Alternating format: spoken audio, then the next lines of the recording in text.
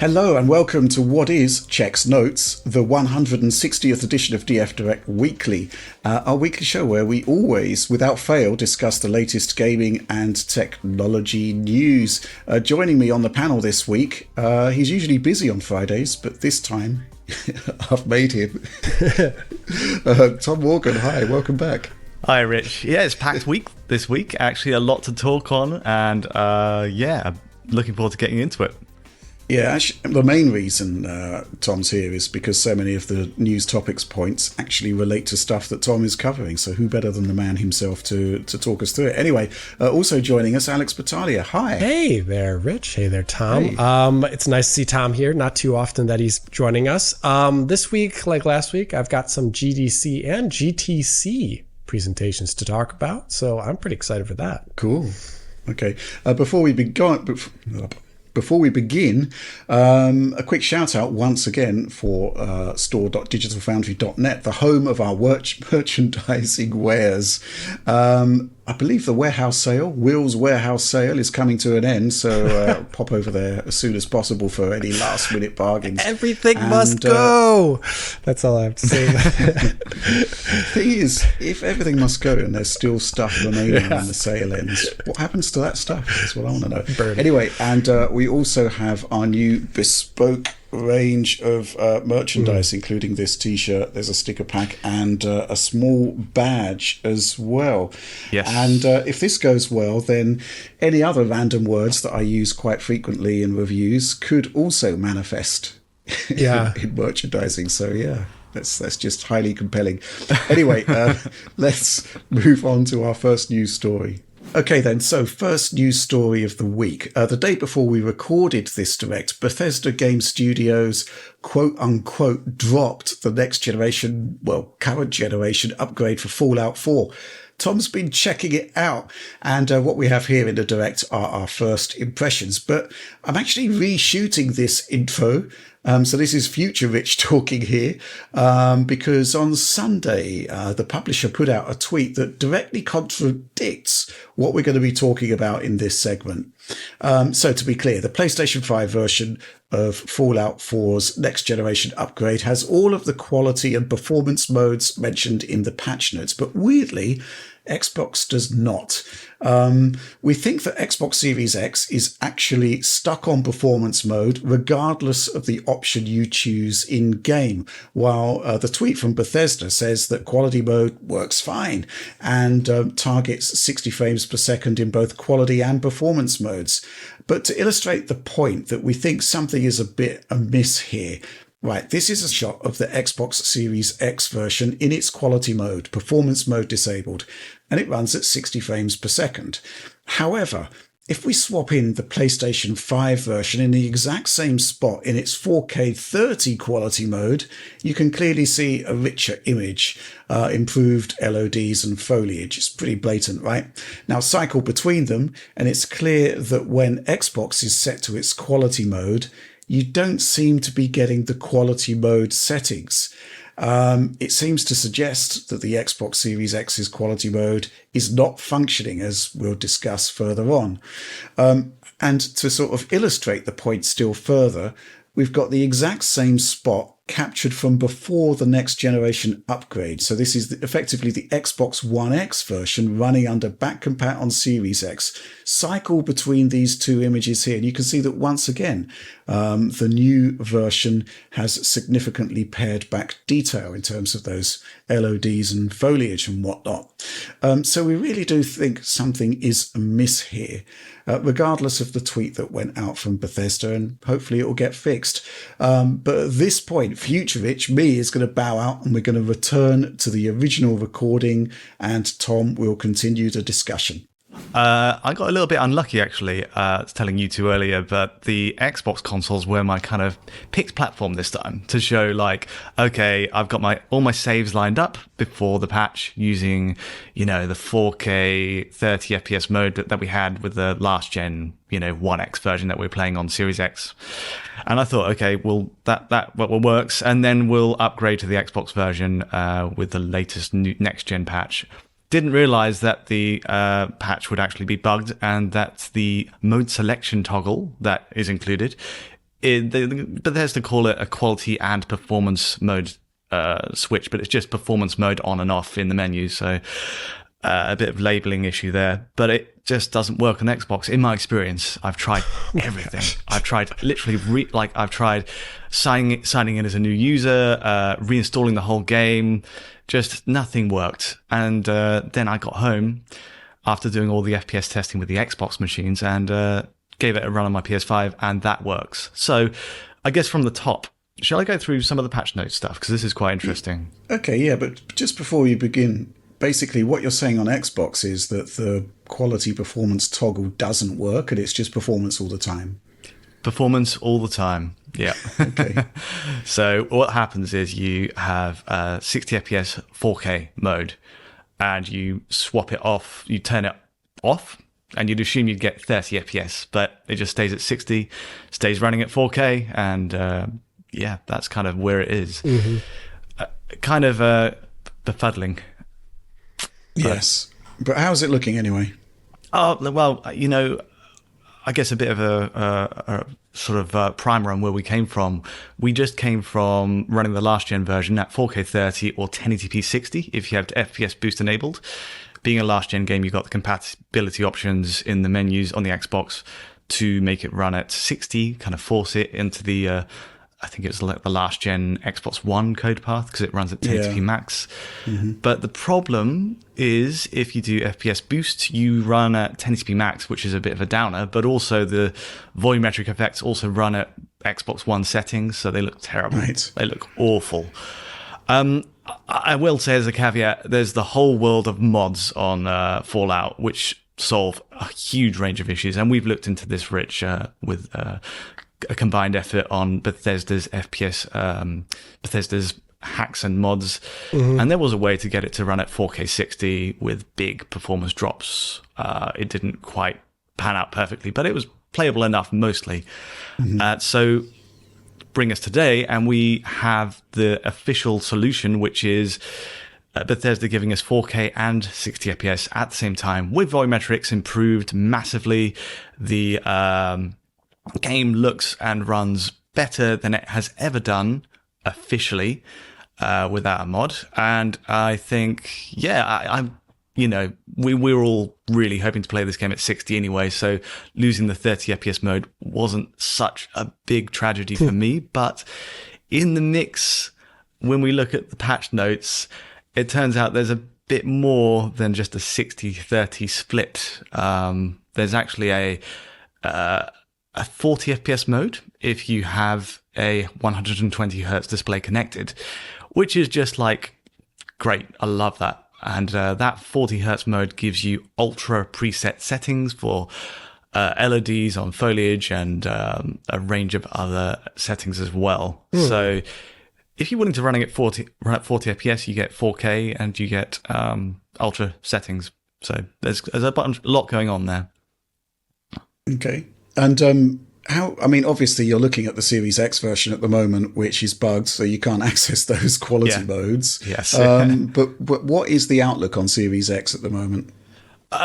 You know what? It runs great, except for one area. Remember the Corvega factory? That's the classic stress test, really. It's basically a huge view over the whole wasteland, really. Yeah, sure is. It's kind of like an interior area which tanked the old consoles, and we love to use that to show, you know, whether it's an improved performance or not. But you get to the rooftop, and even these next gen consoles are still kind of having a bit of a rough time of it. So they actually don't run at a perfect 60. I think we're going to do a full video on this, aren't we? So we'll see the Corvega factory rooftop come up quite a bit in the when it comes to showing off. Does actually deliver. So Series X does drop to like 55 FPS or so on top of the Corvega factory in the 4K 60 performance mode. Okay. And well, that's quite heartening, isn't it? Because that was an area that just collapsed if you used the mod on the Xbox One X version running on Series X. That's true. So there's obviously clear improvements here. Big improvement, yeah. I'm going to be interested to see how this 1440p mode plays out. Yeah, I was just thinking about that. Whether it seems a bit odd to have to set your console to 1440p to access a particular mode. Why not just have like an ultra mode? or whatever that has a slight hit to resolution. There's all manner of weirdness that I'm kind of seeing here, but it is quite odd. Did you take a look at Series S as well? I did. All the consoles. So Series S runs at 10. No, it doesn't. It runs at 1440p. That's a big upgrade. And a huge win. Obviously, output at 4K on Series S. You get 1440p native. It drops to 1080p lowest on the Corvega factory rooftop. You test that basically by getting the drop to 55 FPS, looking down over the whole area, and you can see the lower bounds. So 1080p to 1440p upgrade, which is an upgrade over the flat 1080p we had before. Volumetrics are improved. It's all great and dandy. Yeah, really, really impressed with Series S. Runs very well. Mm-hmm. Yeah, that's quite interesting because you did have FPS boost on Series S, but you couldn't use the mod to access 60 FPS without a huge sort of bizarre windowing effect happening there. Yes. Which wasn't great. Okay, so, well, obviously, I guess the proof of the pudding would likely be in a patched Xbox version, because I just don't understand how a massive high-profile release like this can ship with the performance, the quality modes rather not working. Exactly. You know, I'm a little bit wary of a few reports of the PS5 version saying their playthrough also doesn't change with the mode selection. So I'm wondering if there are some Xbox players who do have it working somehow. Right. But yeah, I'll leave that to the comments, I guess. But okay. Yeah, bit of a palaver. The fact that it doesn't work on a console is supposed to be a one size fits all solution. It's supposed to work everywhere. The fact that it doesn't apparently work on all machines points to a pretty serious issue, I would say. Exactly. So, I mean, I'm actually pretty interested in this. I'm also interested in that 1440p mode, like Rich said, because its existence implies both that like you can't target these higher settings at a higher res that is dynamic in the current performance mode. So I'm curious about the lower bound resolution of the current performance mode on Series X and PS5. I'm a little bit curious about what those ultra settings do, like just visually. I think it's probably going to see it. You're seeing it mostly in the LODs based on this type of game in the shadows. Yes, for sure. And, I'm curious about those things. And also, I guess, since you did mention it, like, is there a performance difference between PS5 and Xbox Series X in this core Vega area that you described earlier, which is like the typical benchmark? That's a good question. Yeah, I think that there is, but I'm going by eye. I had the FPS tools at the office where I did the Xbox testing, and they dropped to like low 50s, 55 FPS on the Corvega test. Then over the PS5, I'm just scanning by eye. Are there any dips? There's none so far, but you know what? I will get 100% confirmation on that. So it is looking like potentially PS5 does have a win here in performance, which going by sort of recent trends wouldn't. Well, there's been a few inexplicable cases where PS5 suddenly has a better performance than Series X, and I'm just like, okay, I'm accepting it at this point. Yeah, I mean, for this game, I wouldn't be too surprised by it. By just one aspect is this game had some really funky volumetric effects back in the day. It did, yeah. Like funky volumetrics. The reason they don't use the normal the typical way games do it was like a NVIDIA sponsored effect that happened to also run on the console versions, and it uses tessellation actually to do the volumetrics, which is a pretty weird way to do it. Yeah. And that like higher clock front end on the PS5 might actually be a winning factor here, because it used to be pretty heavy on AMD GPUs back in the day. In fact, they sucked at it. So if you had a higher clock front end, and it was a big part of the frame time, it could actually help quite a bit. Let's talk about the PC version, yes. which we haven't looked at firsthand yet. But Alex, a couple of weeks ago, you did like a laundry list of everything that you hope will be fixed. You could also consider them to be quote unquote pratfalls if they did make their way into the next gen version. And lo and behold, it's like It's, well, what can I say? It's just like almost every single point you raised has not been addressed. Yeah, I enjoyed this PC Gamer article, by the way. Thank you for whoever wrote that. I'm sorry. Forget off the top of my head. But wonderful that I remember going through in the DF Direct like these pointed list of all these things that I think they need to fix, and none of them are none of the big ones I wanted them to fix are there. So the game, I think this is bad just because these are things that should be fixed, specifically the game crashing when you use the the PhysX debris option that is in there. This is a pretty classic problem for the game, and it just was left that way after RTX GPUs came out, which wasn't, it's a couple of years after the release, but things like Fallout 76, you think they might want to go back and fix it up. Either way, that is still an issue in this current version of the game. Very curious about how they did the testing for this patch on PC, considering they are definitely going to be testing this on RTX GPUs. I'm pretty sure they're going to want to test all those settings. I'm hoping they would have noticed that the game is crashing when you turn on a setting. So yeah, that's really sucks. Another thing that I'm looking at with this PC Gamer article is that they mentioned that the widescreen support that is there, the ultra widescreen support, doesn't have properly configured HUD for it. It's just stretching the HUD. And now that's usually a no-no for these kind of modes at all, because, well, you kind of get this really ugly looking appearance of the HUD and takes away from wanting to use the mode altogether, especially in a semi-UI heavy game like this one is. Yeah. So, yeah, I mean, the whole base building aspect is all UI driven, right?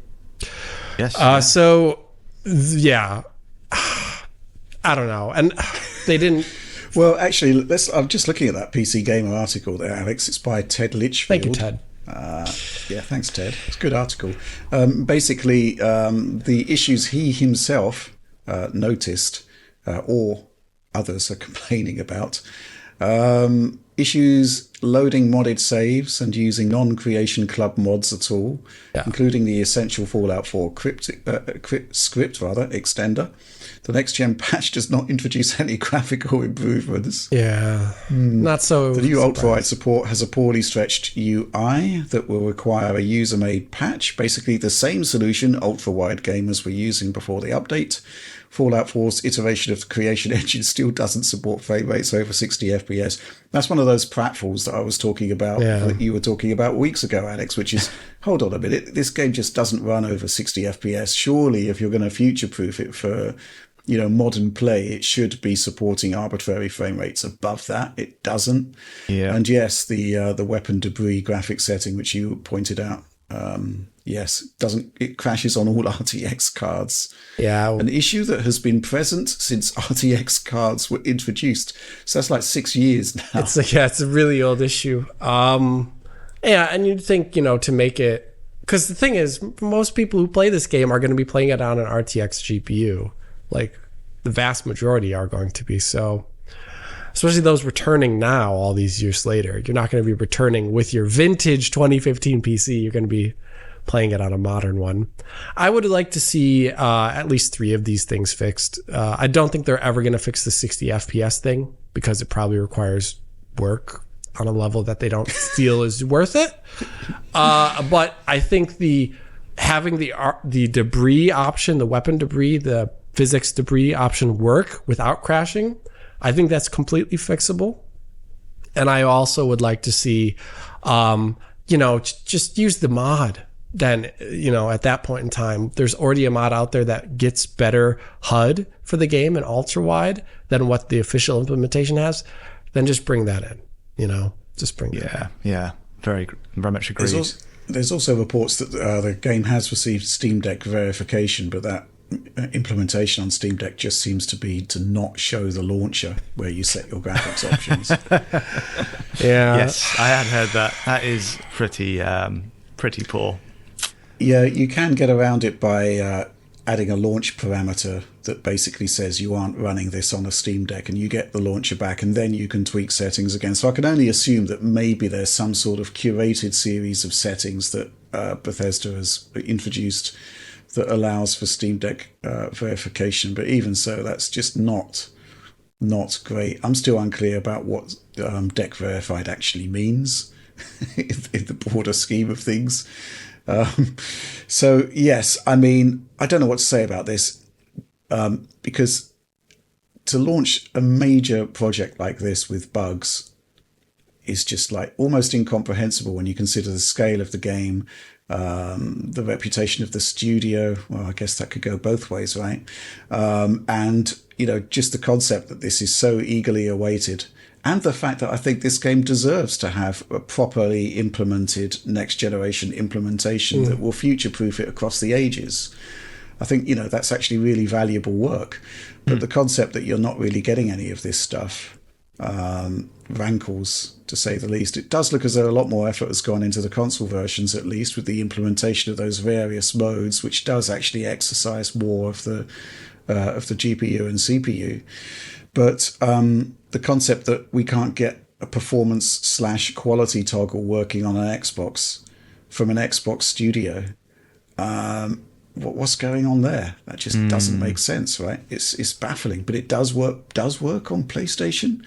It does seem that there's some effort has gone into those console versions, at least, but the concept that you can't actually reap the benefits of the work on, you know, the first party platform.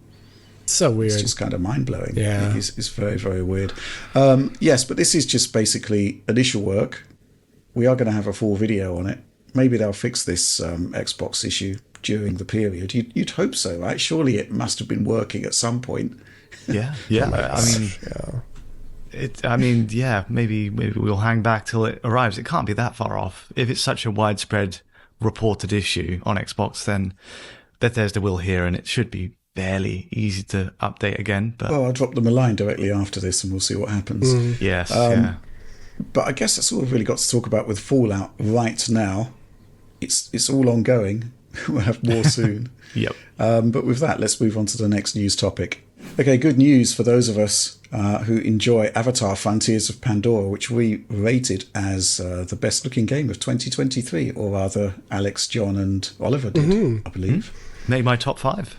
Oh, yeah. Yes, great game. Really is a superb game. I've been playing it again recently. The reason I've been playing it again recently is because the consoles, specifically PlayStation 5 and Xbox Series X, have now received a new performance mode, or rather a new quality mode, a favor quality mode that targets 40 frames per second.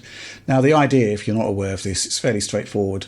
40 frames per second in frame time terms, it's 25 milliseconds per frame, sits precisely between 30 frames per second at 33.3 milliseconds and 60 frames per second at 16.7 milliseconds per frame.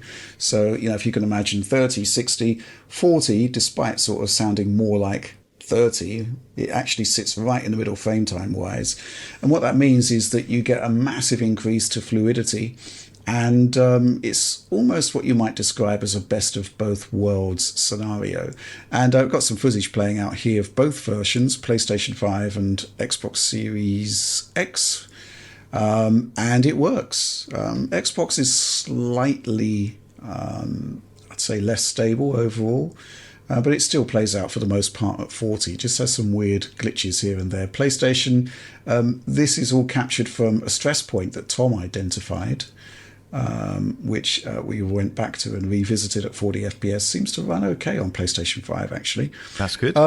Tom, you looked at the original coverage. Yeah. And I think your sort of recommendation at the time was best play this at 60 FPS. Oh, for sure. But there were image quality concerns. Yeah, it does take a hit.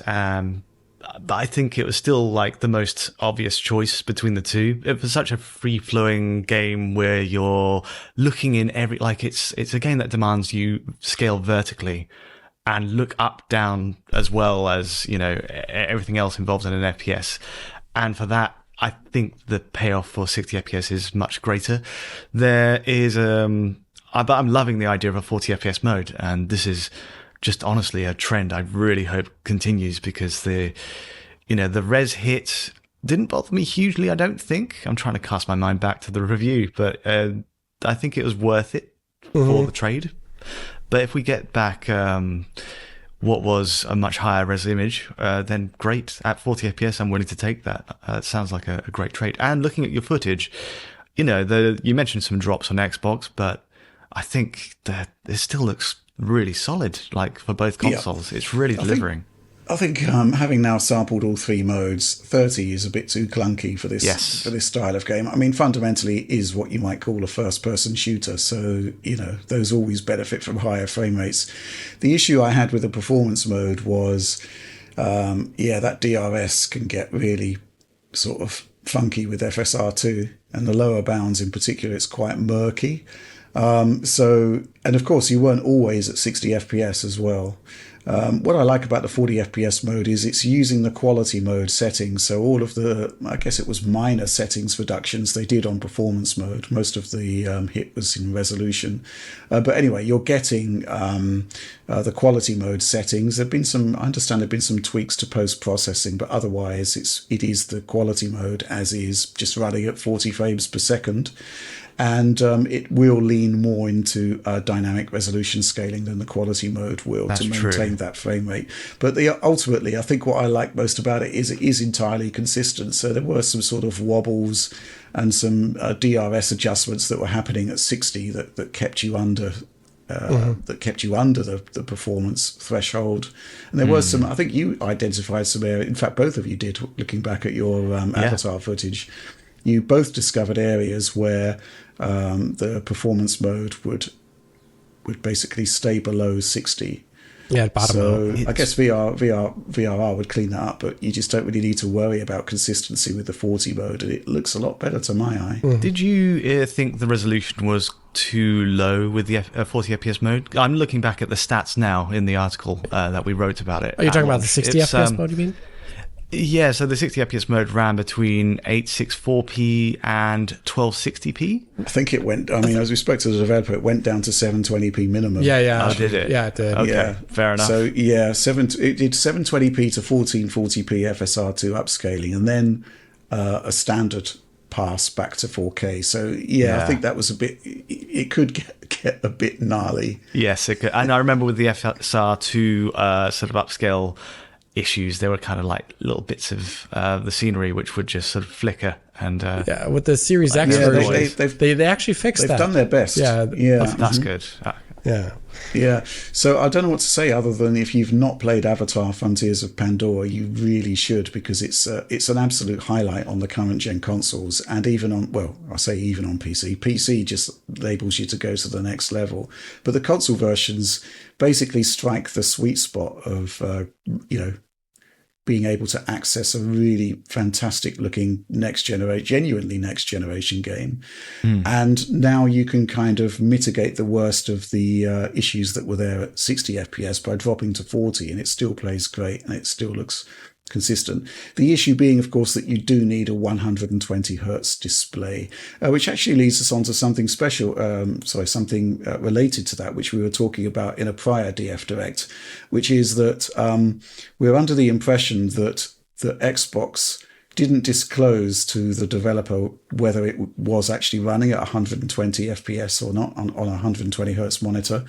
I did check in about this, and it looks like now the developers do know when 120 hertz is active and can kick in that mode. And that's what's happening here with Avatar. And I tested this by playing at 40, going back to the front end, not quitting the game as such, but switching to 4K 60, then going back into the game via quick resume, and going into and it basically shifted back to 30 FPS as standard, and then going into the options, the 40 hertz mode had gone. So yes, Xbox can now tell the developers what refresh rate the display is running at, which is obviously good news.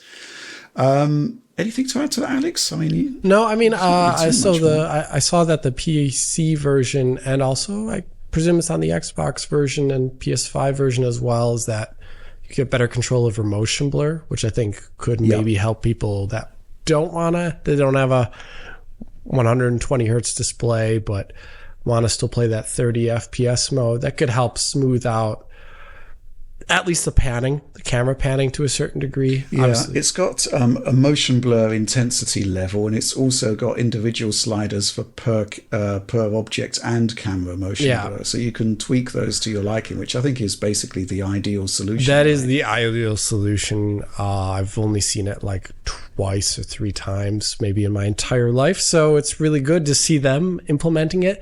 The only thing I noticed with it, though, this is me, but the view weapon models don't actually have motion blur applied to them. That's weird. That is probably a stylistic choice at some point in time in development, but it is a little weird because if you think about it, like some of these things are very fast moving, like the bow draw, for example, very fast moving, and so those look kind of framey as a result. But that's just from some leftover stuff from the development. That used to be a thing older games used to do as well too, even if they had per object blur. FSR 3 essentially they updated it at one point, and then apparently that made it run and look worse for a lot of people. Right.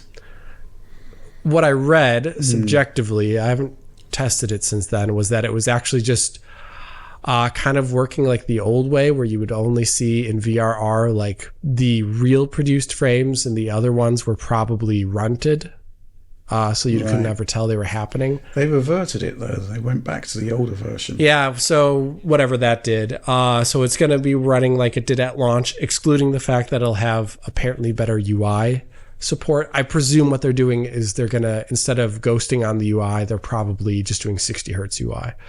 Yeah, so I really wish that people were a little bit better about the reporting about these things, so I don't always have to test them, because people are like, oh, it fixes the UI. And in my humble opinion, fixing the UI is not actually having it run at 60 hertz. I think there's like better compromises that could be made there. This is not a critique of the developers, but when people say things like, oh, they fixed the UI, it's like, it's so unspecific. And I hear this with a lot of reports about frame gen in general. People say a lot of things about them, and then I check them out myself, and it's like vastly different than the subjective experiences that people are posting online. So yeah. I just picturing you fists hammering the desk. I've done it a couple frame times. gen wrong. I've done that a couple times regarding frame gen. Yeah, and it's time consuming as well to check up on these things. Yeah, it's like the reports. You get everything installed. The reports I got a couple weeks back about what's the name of that game? Suicide Squad being borked after an update. I played that. It ran slightly better after the update in comparison to the launch version. It's like, dude, bro, what am I supposed to do? I think a lot of people with PC updates sometimes, because the games have an issue where they don't precompile all PSOs really well. So they get shader compilation stutter. Well, after an update or after a driver update, well, that PSO cache is going to be cold, not existent. And people load up the game again, and it's running worse for the first time due to the PSOs having to recompile in real time. Yeah, I don't know. But I just really wish get some of that knowledge out there so people don't just report things that are wrong. To be fair, it is tricky because you objectively require data from before and after to make a proper sort of... Yeah, I guess I could say that too. That most people are not recording their games like we do. This is true. Yeah. It gives us a job to do. We got this interesting question from Afreem the Dream. I received Avatar Frontiers of Pandora as a Christmas gift. Oh, cool. And haven't yet had the chance to play it. Now I hear there's a 40 FPS mode coming out, and it is yet another example of a quote unquote, I'm glad I waited to play it. Is it just me? I feel like it's smarter to just wait to play a game because 90% of them get better with patches after a few months. It's an interesting point, as we shall see from future news topics on this show. Mm-hmm. I feel it's smarter just to wait to play a game because 90% of them get better with patches after a few months. Won't this kill studios as more and more players wait for the patches / a price drop to purchase the game? I think people will always buy games at launch. regardless, unless, you know, they are sort of game-breakingly bad, and then, you know, that basically sets a precedent where it's really difficult for a game to come back from that.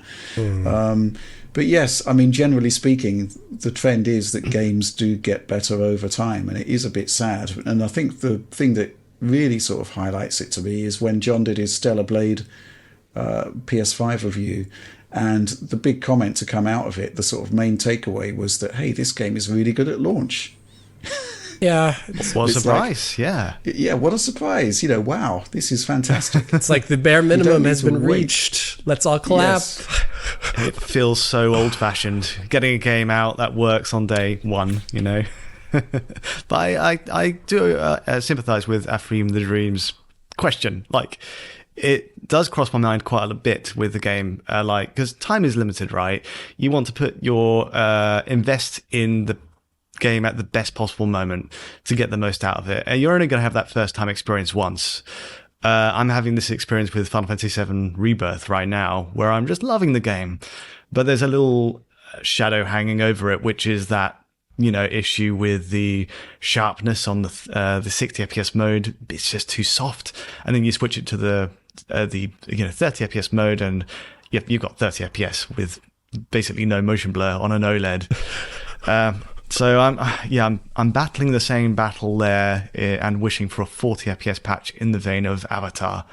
I really would just love that to be the case. But as for waiting, honestly, it's a matter of whether you can stand not being part of the zeitgeist on like Twitter or social media for long enough to, and spoilers as well, and getting through that threshold. And then 2-3 years down the line, like with The Witcher 3 on console, you can play the game and have an incredible experience. And it's, you know, absolutely exactly what you'd hoped. And Cyberpunk, I suppose, goes in that bracket as well. Cyberpunk 100% in that bracket if you're a console player, like, seriously. And even now, like, it's better just because they've, even after the 2.0 update with that Ultimate Edition, they've revamped a lot of systems in the game.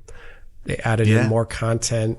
The graphics are way better if you're playing on PC, right? Like, it's really hard to recommend most games at launch. Avatar was kind of a rarity where it's generally pretty great at launch.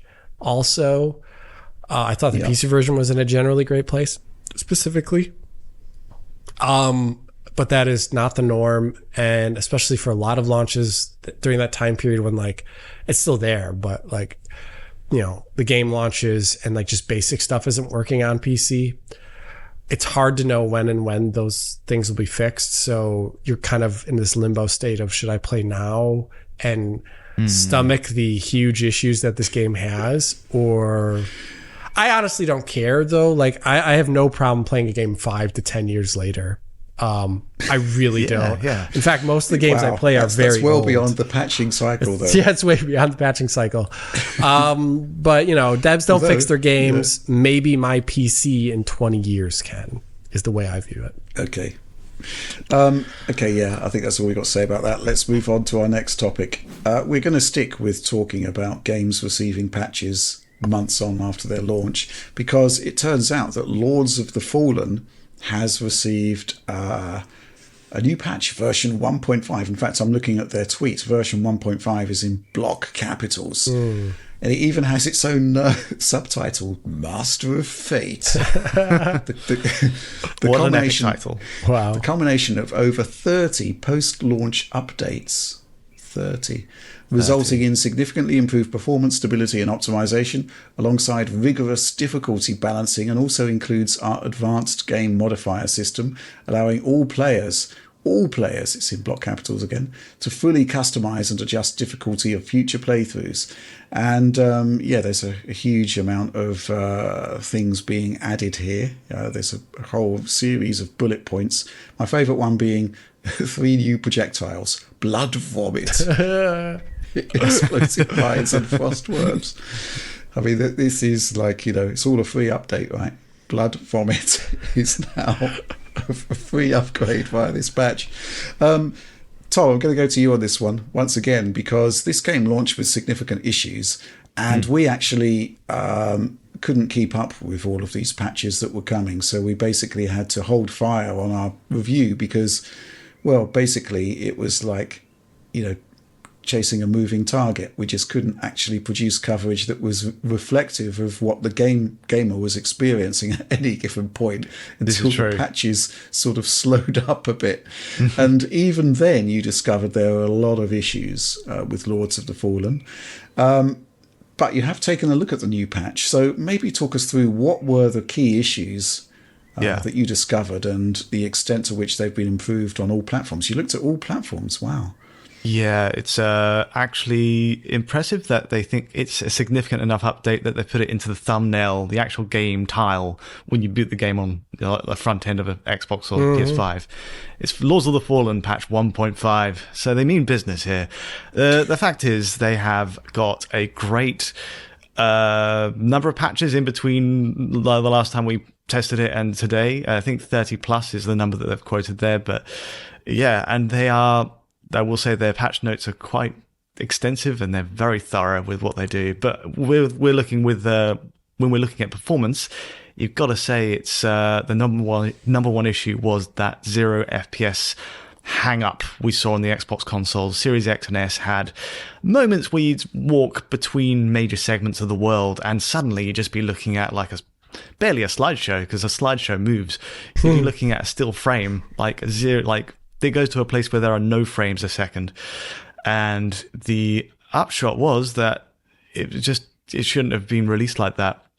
There were quite a few other issues, but I think that was number one.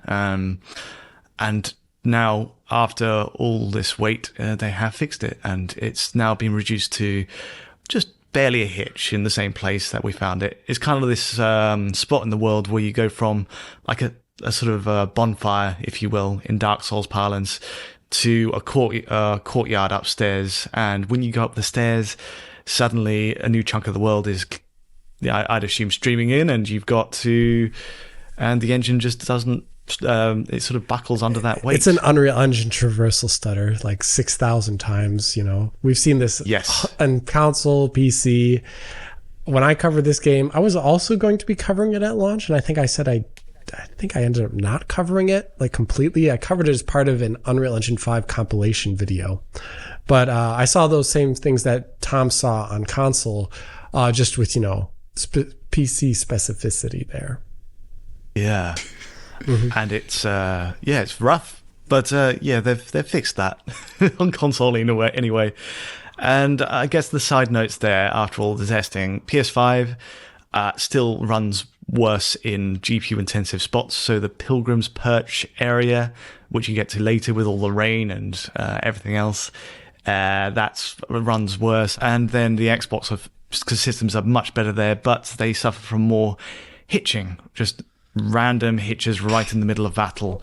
So that's not been solved, and I think that's a clear issue that needs addressing. That's Lords of the Fallen, though. That's where that is. Yeah, I'm watching the footage right now, and I'm seeing, like, as you get to that top of that tower you're talking about, where there's the traversal hitch, you start engaging in the combat with the people that are behind the tower. And in the middle of the combat, there's like I don't know, it looks like 150 millisecond or longer stutter on top of like frame drops. The one. And it's like, my goodness, like, I just don't get it. I just don't get it. Like, surely the game's design doesn't require that. Like what is causing it? You should just be running a profiler at that moment. You should be zoning in on that completely. It should not be happening. It was kind of like when I got, I was playing, I love the game. It's the original PS5 exclusive Returnal on PC. And at launch, the RT settings that you could turn on, they had PSO compilation stutters. And you could get into like really important combats, like the boss combats in the game, which when you die in those, to get back to them is pretty hard. And you would get when the boss would do with one of its first new attack waves, you get like a huge stutter, and you could literally die from that stutter. You know, and in a game like this, like these Dark Souls styles games, these Returnal roguelike games, you cannot have stutters. You just really can't. The entire game's purpose is to be fluid from the user perspective, where the only thing getting in the way of them being good at the game is themselves and not the game's performance. And I still find it a pretty big failure, this patch 1.5, as a result of that. No 0 FPS drops or whatever, but I don't know, just a big stutter in the middle of combat, I find that such a big no-no. Yeah, absolutely agreed. Yeah, they need to get on this one. Yeah, that 0 FPS thing reminds me of our Discord chat the other week, Tom, where you froze. Yes. Oh, did I? You weren't. John posted a screenshot of it in the channel. It's a classic. Maybe we can find it.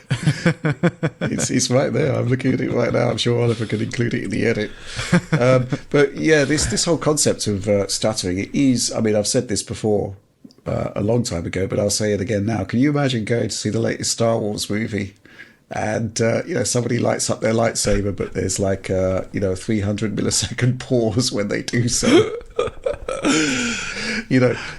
it's arguably worse for a game where it's an interactive thing, right? So this concept of 0 FPS and stutters happening that are intrusive to the experience. I think fundamentally we've got to understand just how jarring that is to the experience. God, yeah. And maybe it's the case that, because we've been putting up with them for so long that, it's now considered sort of generally acceptable. But guess what? It's not. It's not. And when a game like, and I'll say it again, when a game like Stellar Blade comes along that doesn't have these issues, it's like, whoa, this is amazing, when it should be the standard. Yeah. It's just baffling to me. Right? It's interesting too. But Lords of the... sorry go ahead. Just really briefly, this is like such a more modern phenomena, but like if you go back in time, like I play a lot of 90s games on 90s PCs, and they don't actually stutter usually. They just have low frame rates, like 20 to 30 FPS. But they don't stutter, and that's the interesting thing. Nowadays, you have Pong didn't stutter either. Oh my gosh, yeah, Pong. Imagine playing Pong, and every time you, it's like right before... The first time you hit the ball, you get a 300 millisecond pause. And it's just like over time, this has gotten so much worse. So sometimes older games play better than modern games, even at lower frame rates, just because they don't have massive intrusive stutter. It's pretty sad. Mm-hmm. But getting back to the topic in hand, how would you rate Lords of the Fallen now, based on this 1.5 Masters of Fate update? I guess we're before it would technically be like I don't know, with 0 FPS it would be something like a 4 out of 10, just purely because of the technical stuff. It's been elevated to something like a 7, I think. Okay. I think it's a very solid Souls-like. A lot of interesting systems in there with the Umbral and Axiom switching and the Soul Reaver style. And actually, very, very accomplished in a lot of ways. And the nanite and lumen stuff actually looks incredible. There's there's a cutscene just in the middle in the footage I sent as well, where they're doing some sort of fluid simulation on the enemy, the main boss, Pietra, and that's kind of awesome, but it runs at a really low frame rate. Just that effect. But it is clearly a game that has involved a lot of work and care to build its world, its lore, get the mechanics and camera right, even if it's crimped right off something we know very well. They have managed to nail that quite well. And so it's really just the technical stuff that's holding it back. But it still hangs over it. So it's gone from a 4 to a 7. And let's see if we can get it to a 9 or something, Well, it looks as though the free updates are now coming to an end. Oh, no. This now concludes the free content roadmap. Is that the end? We've got to pay that's what for it says. I don't know a smooth whether, frame rate. I don't think so. I think, if there are going to be continuing improvements, they will roll out regardless. But I think it's just the content upgrades. Yes, the DLC stuff. That blood vomit. It's all about the blood vomit. About the blood vomit. Yeah, the sad thing is when that blood vomit effect appears, it's probably incurring a hitch. Yeah, at least on PC. Oh, dear. Yeah. Okay, and with that, let's move on to our next topic. So, as per last week, I'm going to hand over to Alex here because he's been reading through the GDC Vault. Yes, checking out the latest presentations that were made at GDC 2024. And this week, Alex, you're going to be talking about path tracing, right? So, what are the games you're talking about first of all? Well, I guess I will start off with that GDC presentation here, because I had looked at GDC and technically GTC, which always seems to happen around the time of GDC as well.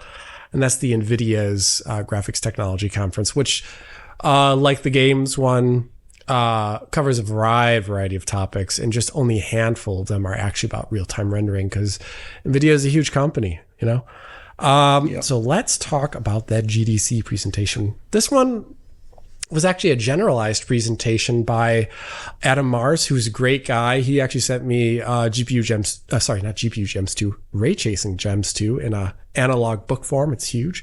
Very cool. And Evan Hart. And they're talking about just generalized about real-time path tracing for game engines. And they did it, actually, they talked about it in a pretty NVIDIA non-specific way, because I think they're trying to argue that this is the future, regardless of GPU manufacturer. And I think Intel would agree with them. And in that presentation, they did focus in on, though, the UE5 branch that they're working on as like a case study about how they're bringing path tracing to games. They talked about a lot of things that I've talked about on the channel before and that we've kind of discussed regarding path tracing in games. Like, for example, in the UE5 branch that NVIDIA is working on, that you can download for yourself if you're a developer, this 5.3 branch, they've replaced like the way lighting is done for direct lighting to use Riester direct illumination, which is NVIDIA branded as RTX DI, but it's a generalized technique. It works on all hardware. And that is just like a really specific way to like sample lights in a clever way, so you can get ray trace shadows from every light source in the game. And that's a big difference, obviously, than in the past, where you have to like run shadow maps or like explicit ray tracing for each light, and that's very expensive. So this is like one way to get like one aspect of the rendering pipeline done with ray tracing. But that wasn't actually the most interesting thing in the talk. We've talked about that before on the channel before. What I thought was interesting is how they mention UE5's big push was Nanite, obviously, and Lumen.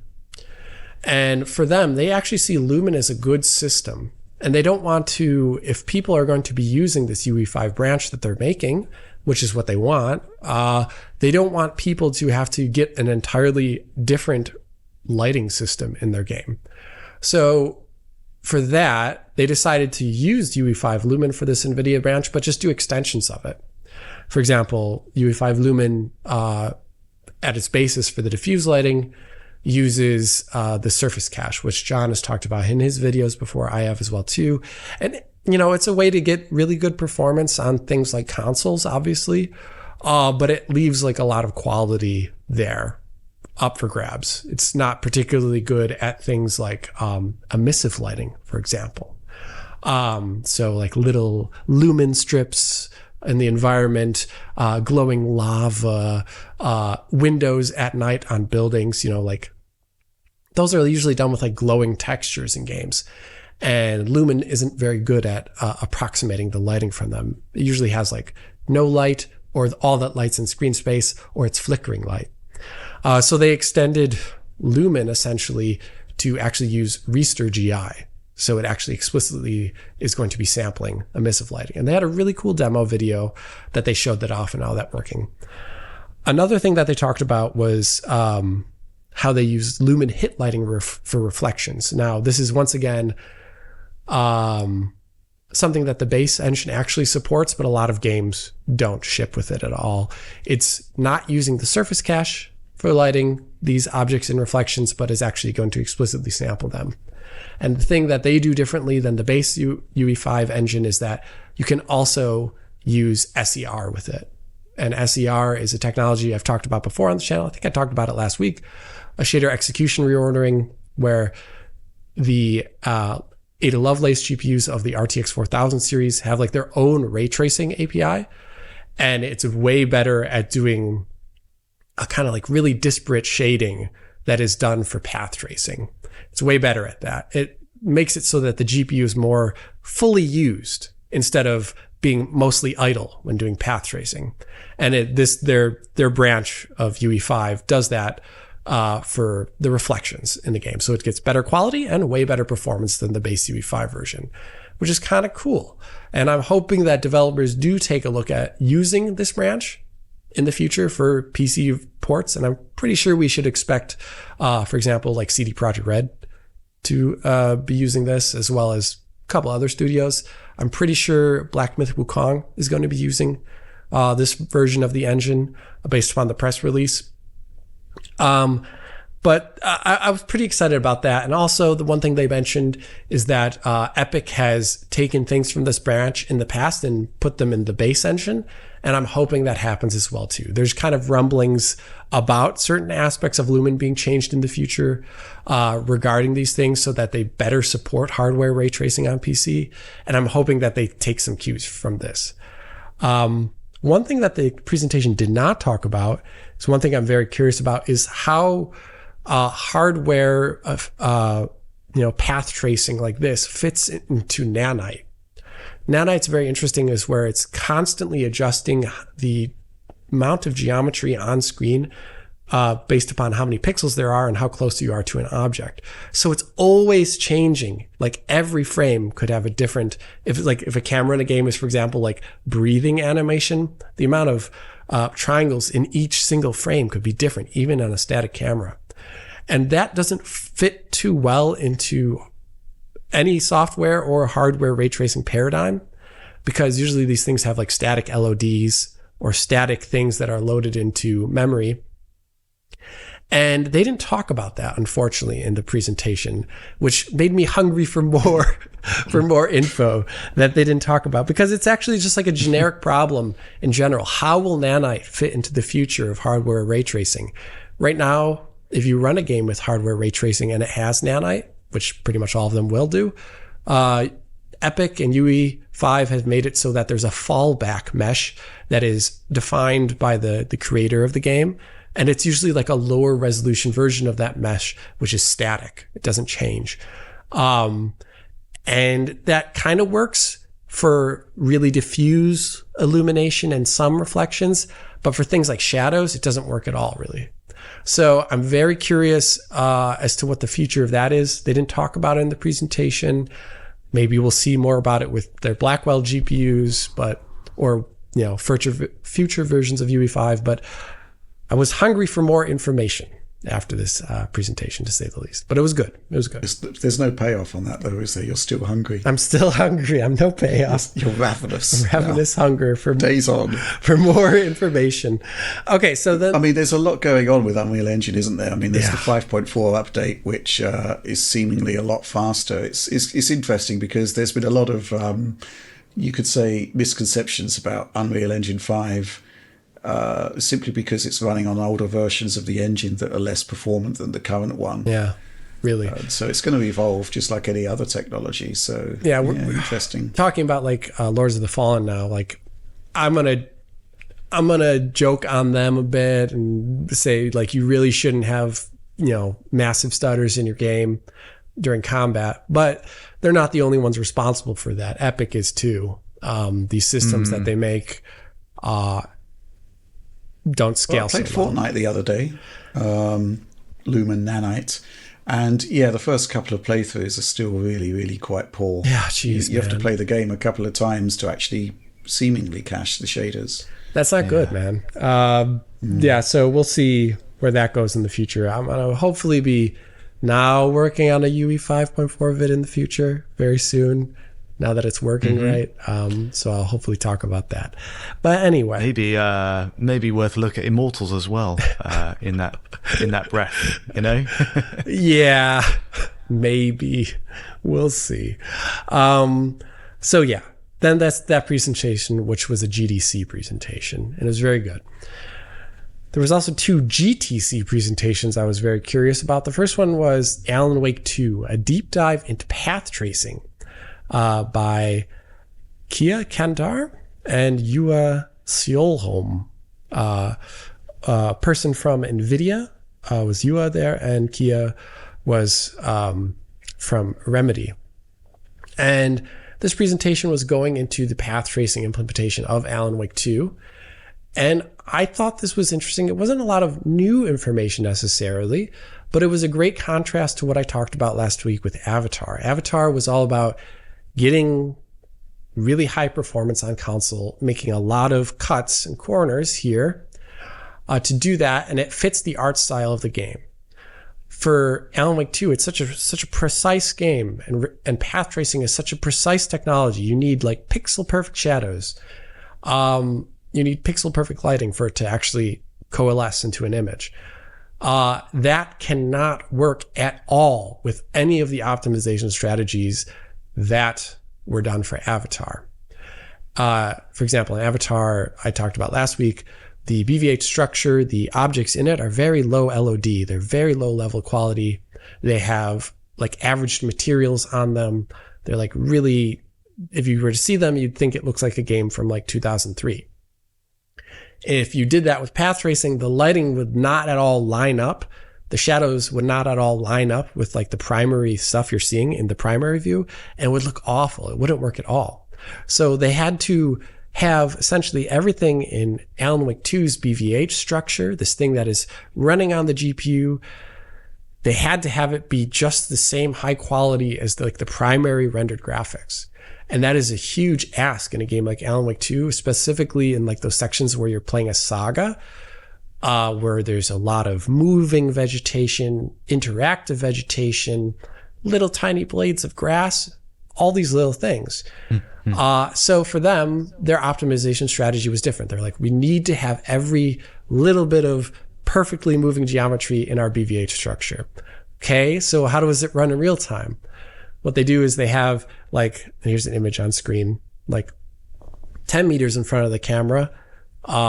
It's running at full rate. So that's actually pretty rare for a lot of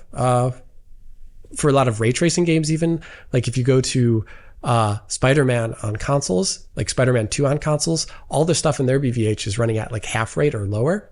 So if you like were to look actually at Spider-Man running inside of a perfect mirror reflection, he'd only be running at 30 FPS in the 60 hertz mode. So they have to do that.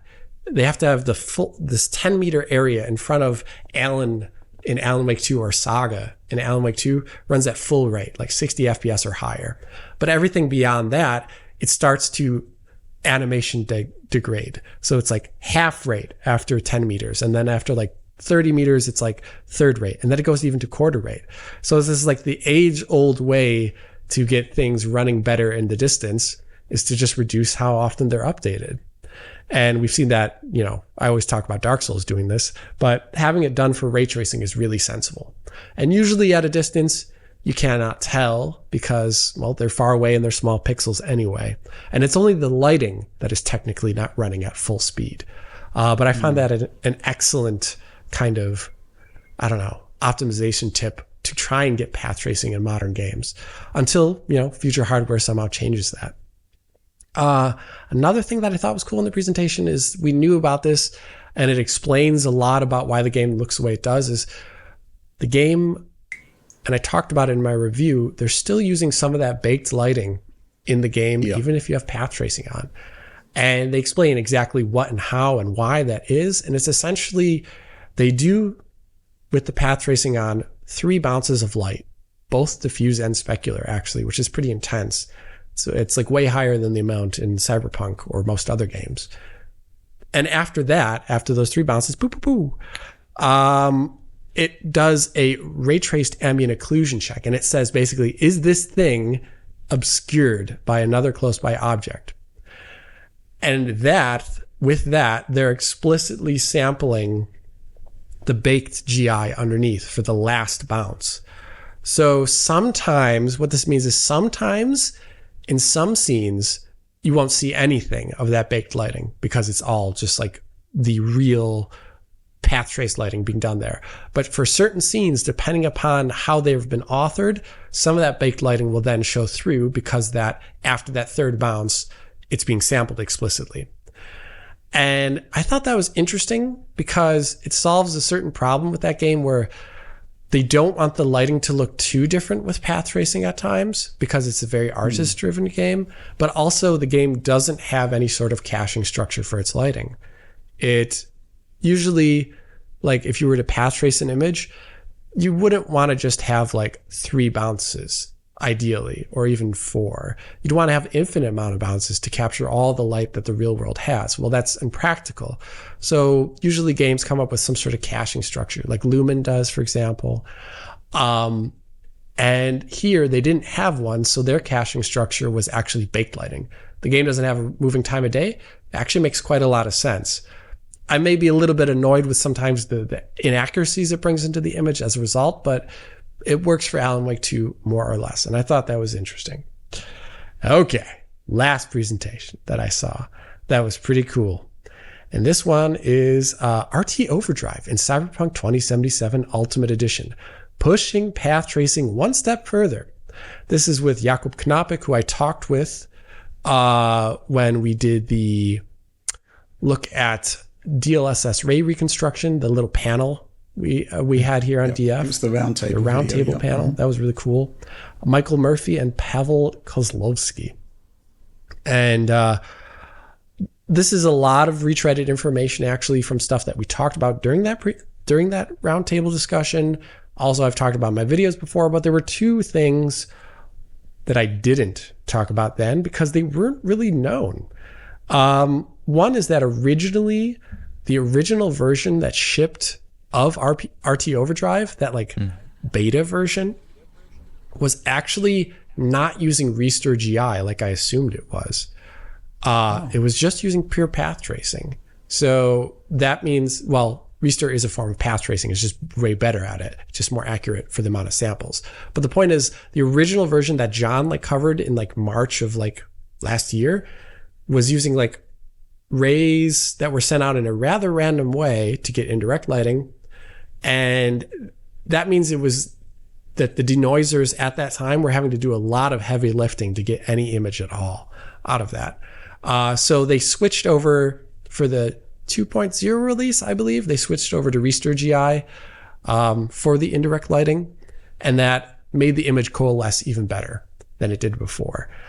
So they had to, it spends a little bit more milliseconds frame time to do that, but you get a way better image, so the denoiser has to do less work.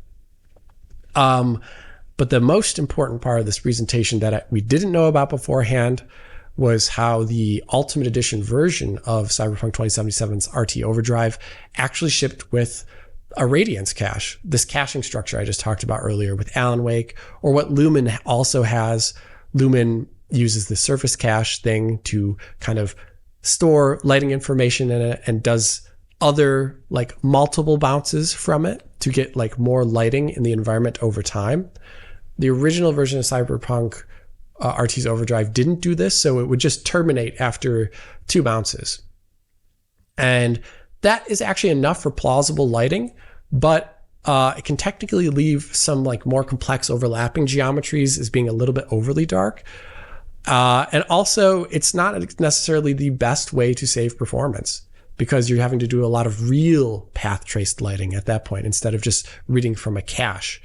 So it's more expensive. So for the 2.0 update here, this Ultimate Edition, they implemented a new NVIDIA technology called SHRC. It kind of looks like Shark, and they have a little logo for it that looks like Shark. And it's spatially hashed radiance caching, or cache. And this is different because it's all the diffuse, hard edged geometry of the world. There's this little structure on its surface, and they store the information essentially from the path tracing into it for that diffuse lighting. And this upgrades the game both visually and technically performance wise, because now there's a max of, I think, 4 diffuse bounces.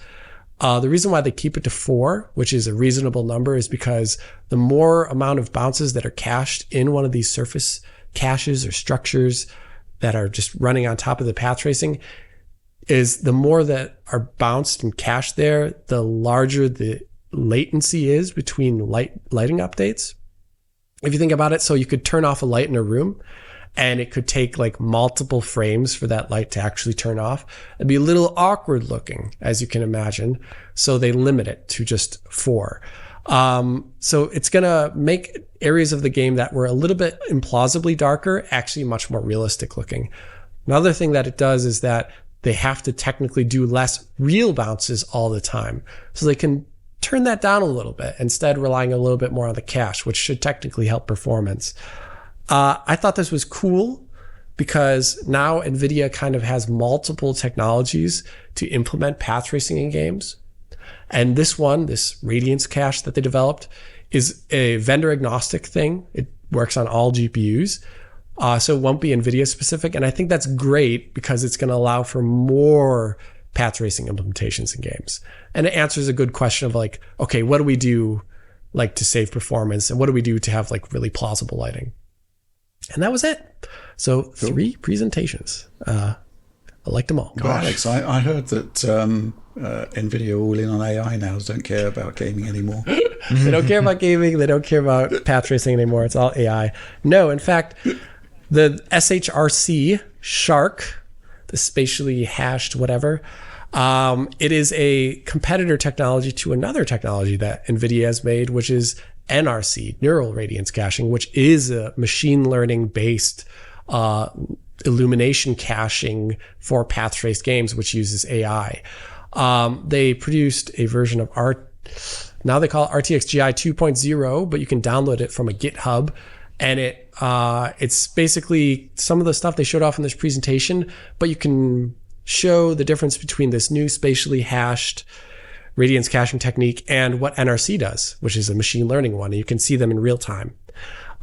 So maybe some games will implement that, but I actually kind of almost doubt it because it's very NVIDIA specific. Maybe it could be like an ultra high end option on like a CD Projekt Red game in like the future. But right now, I think most people, if they're going to do path tracing, they're going to use this vendor agnostic solution for sure. Good stuff. I don't know how to cap that off. Sorry. No, me neither. I talked a lot. Don't need to see the presentations now. We've heard it all. Oh my God. The presentations are way larger than what I said. Oh, I bet. That was amazing, Alex. Really, really great breakdown. Oh, thanks, mate. We've still got more news topics to get through. Yeah, sorry. So it's going to be a long one. I'm looking at the docket. There's a lot more to get through. Okay, next news topic. This week, the Asus ROG Ally was actually updated. New BIOS, new drivers, and which is great, right? Because these handhelds really do need to, really stand to benefit from having these driver updates. The ROG Ally has improved beyond measure since I first looked at it. One of the new updates that was added to the ROG Ally was AMD Fluid Motion Frames, AFMF. Which is effectively a very basic form of frame generation, right? Driver level works on any DX11 or DX12 game. And if you think about what a handheld does, essentially, you can get away with a lot more nips and tucks to a game's presentation, and it will still look pretty decent on a 7-inch screen. And frame generation for a handheld, well, this is pretty cool.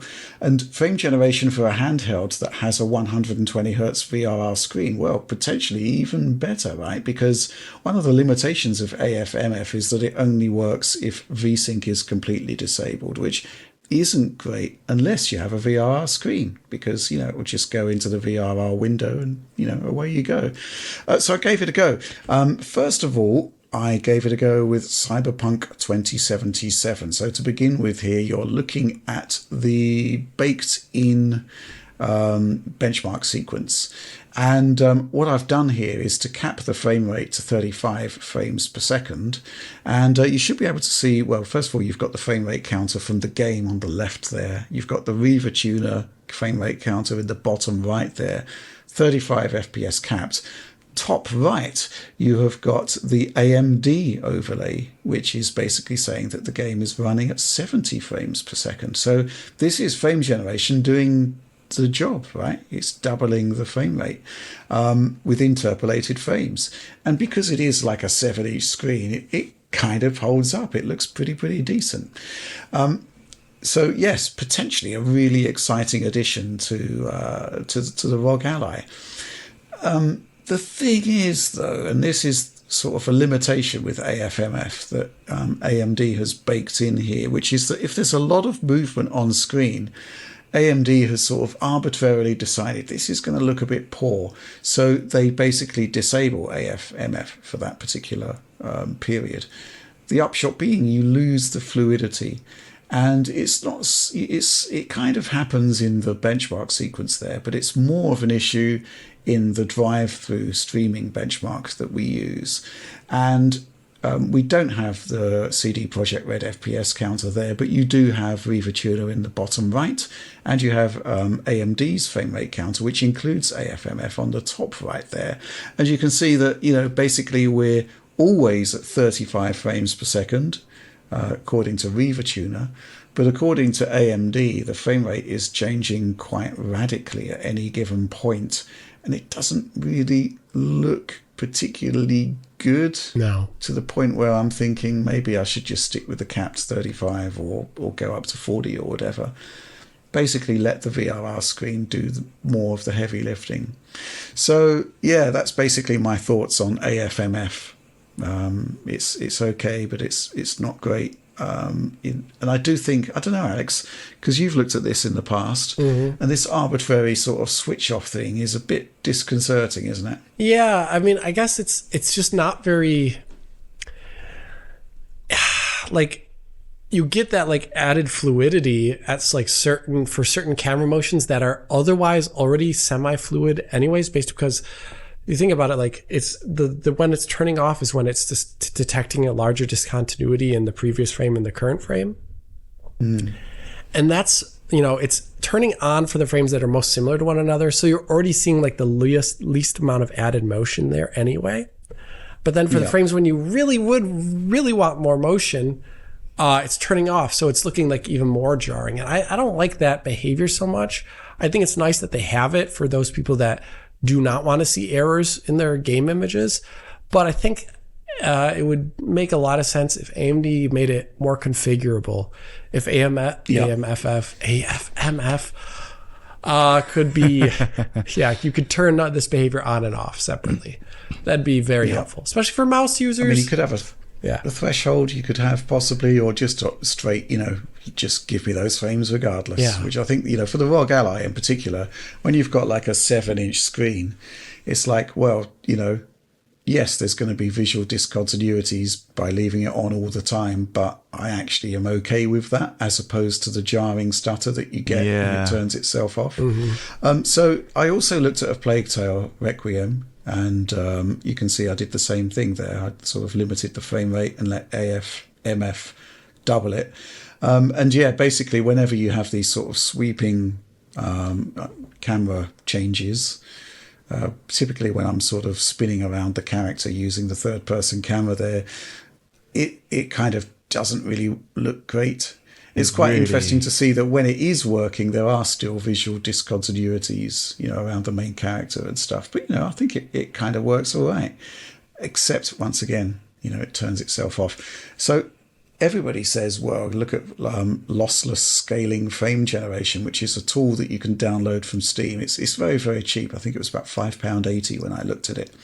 And as the name implies, it does lossless scaling, including integer scaling, which is nice. But what it also does is frame generation. So I gave it a go in A Plague Tale, 30 to 60. And there's just too many errors. It's fine, again, on very, very sort of gradual movement.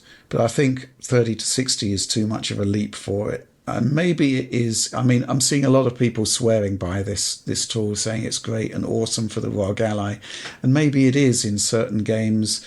And I did, admittedly, just give it a look in A Plague Tale, but it didn't really do the job for me. There's some jarring issues there. Oh, I see it. I'm looking at the footage now. There's a lot of artifacting, like this warbling effect on the fringes of the camera. When you do that panning shot in the middle of all the grass, the frame gen is just struggling to keep up and understand what information it's getting from the edge of the frame. It's really poor. Well, impressive for, as a quick hack solution. I suppose if you pair that with motion blur and a small screen, you might disguise it. I actually used motion blur there because I turned off motion blur in A Plague Tale and repeated the exercise, and it actually highlighted artifacts a lot more. I'm guessing it's a lot easier to interpolate a frame that's kind of two blurred frames as opposed to two that are packed with detail. Now, I might have got it all wrong with lossless scaling frame gen, because I'm reading, Alex, we were talking about this yesterday. Yes. It sounds so great that, people should have the portrait of the developer in their toilet. Yes. Second coming. But yeah. But it just doesn't really work in that specific scenario for the ROG Ally. Yeah. But what I will say, we've kind of written off 30 to 60 frame gen. But I've got to say, there are certain examples with DLSS 3 where it kind of works pretty well. Cyberpunk 2077 path tracing, you can have 60 FPS with frame gen, and I prefer it to not having frame gen and running at 30. I also had some pretty good success with Horizon Forbidden West, which is surprising, bearing in mind how detail rich it is. Best example, actually, I think you might have seen this yourself, Alex, DLSS 3 with Alan Wake 2. Yeah, I did try 30 to 60.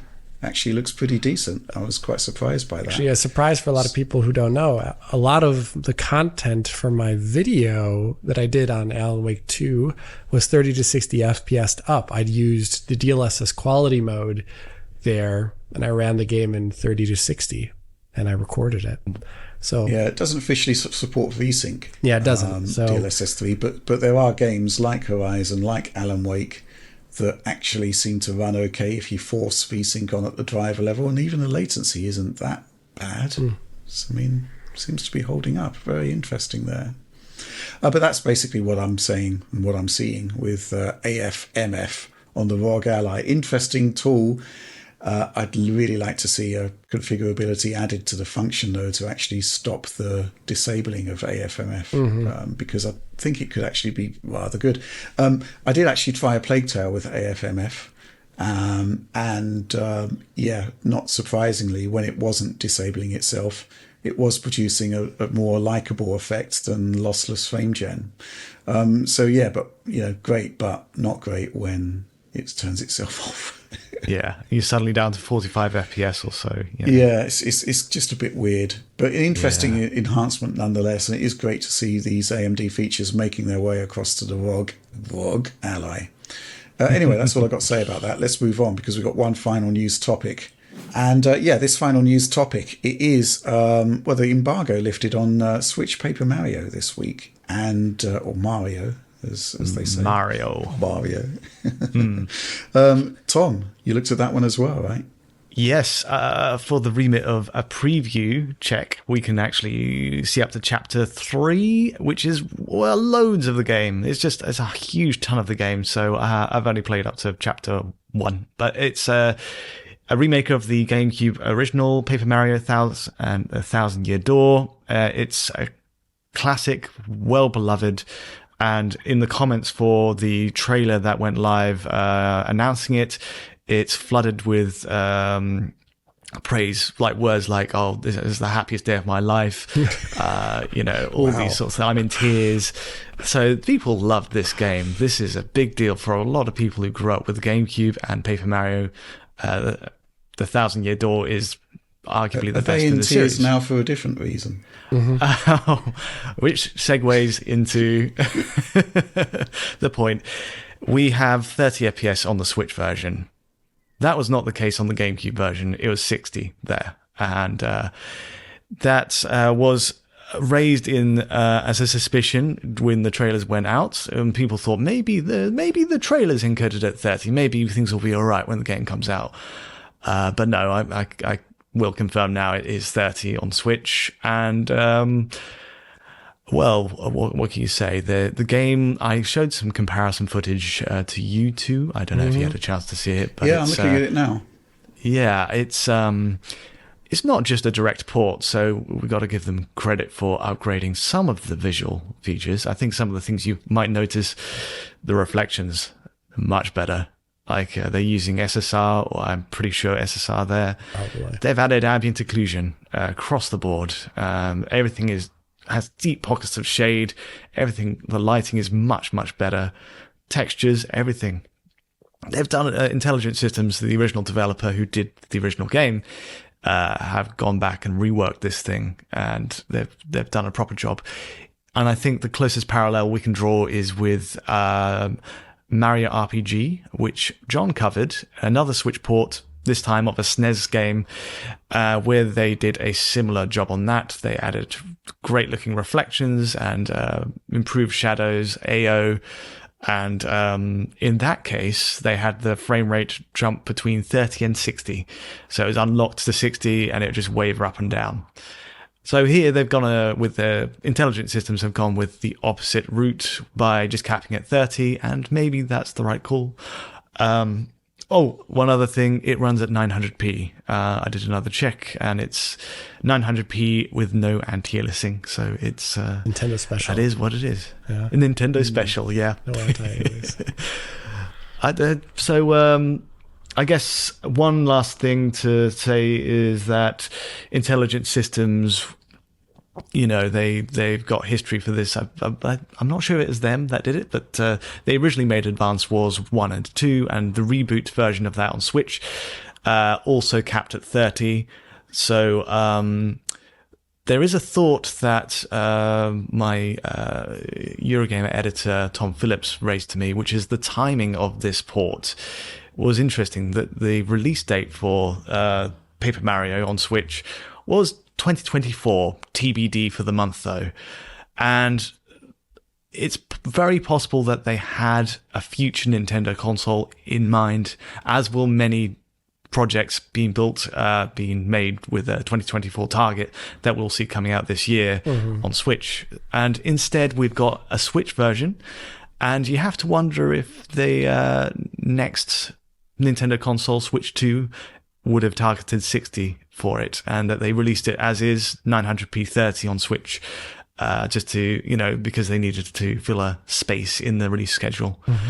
So that's where this game is. I think the visual upgrades look great, but I don't know. Yeah, what did you guys think of the situation? Looks to me like the assets have been quite substantially redone. Yeah, and the renderer is a lot better. It's a lot more advanced, a lot more modern looking.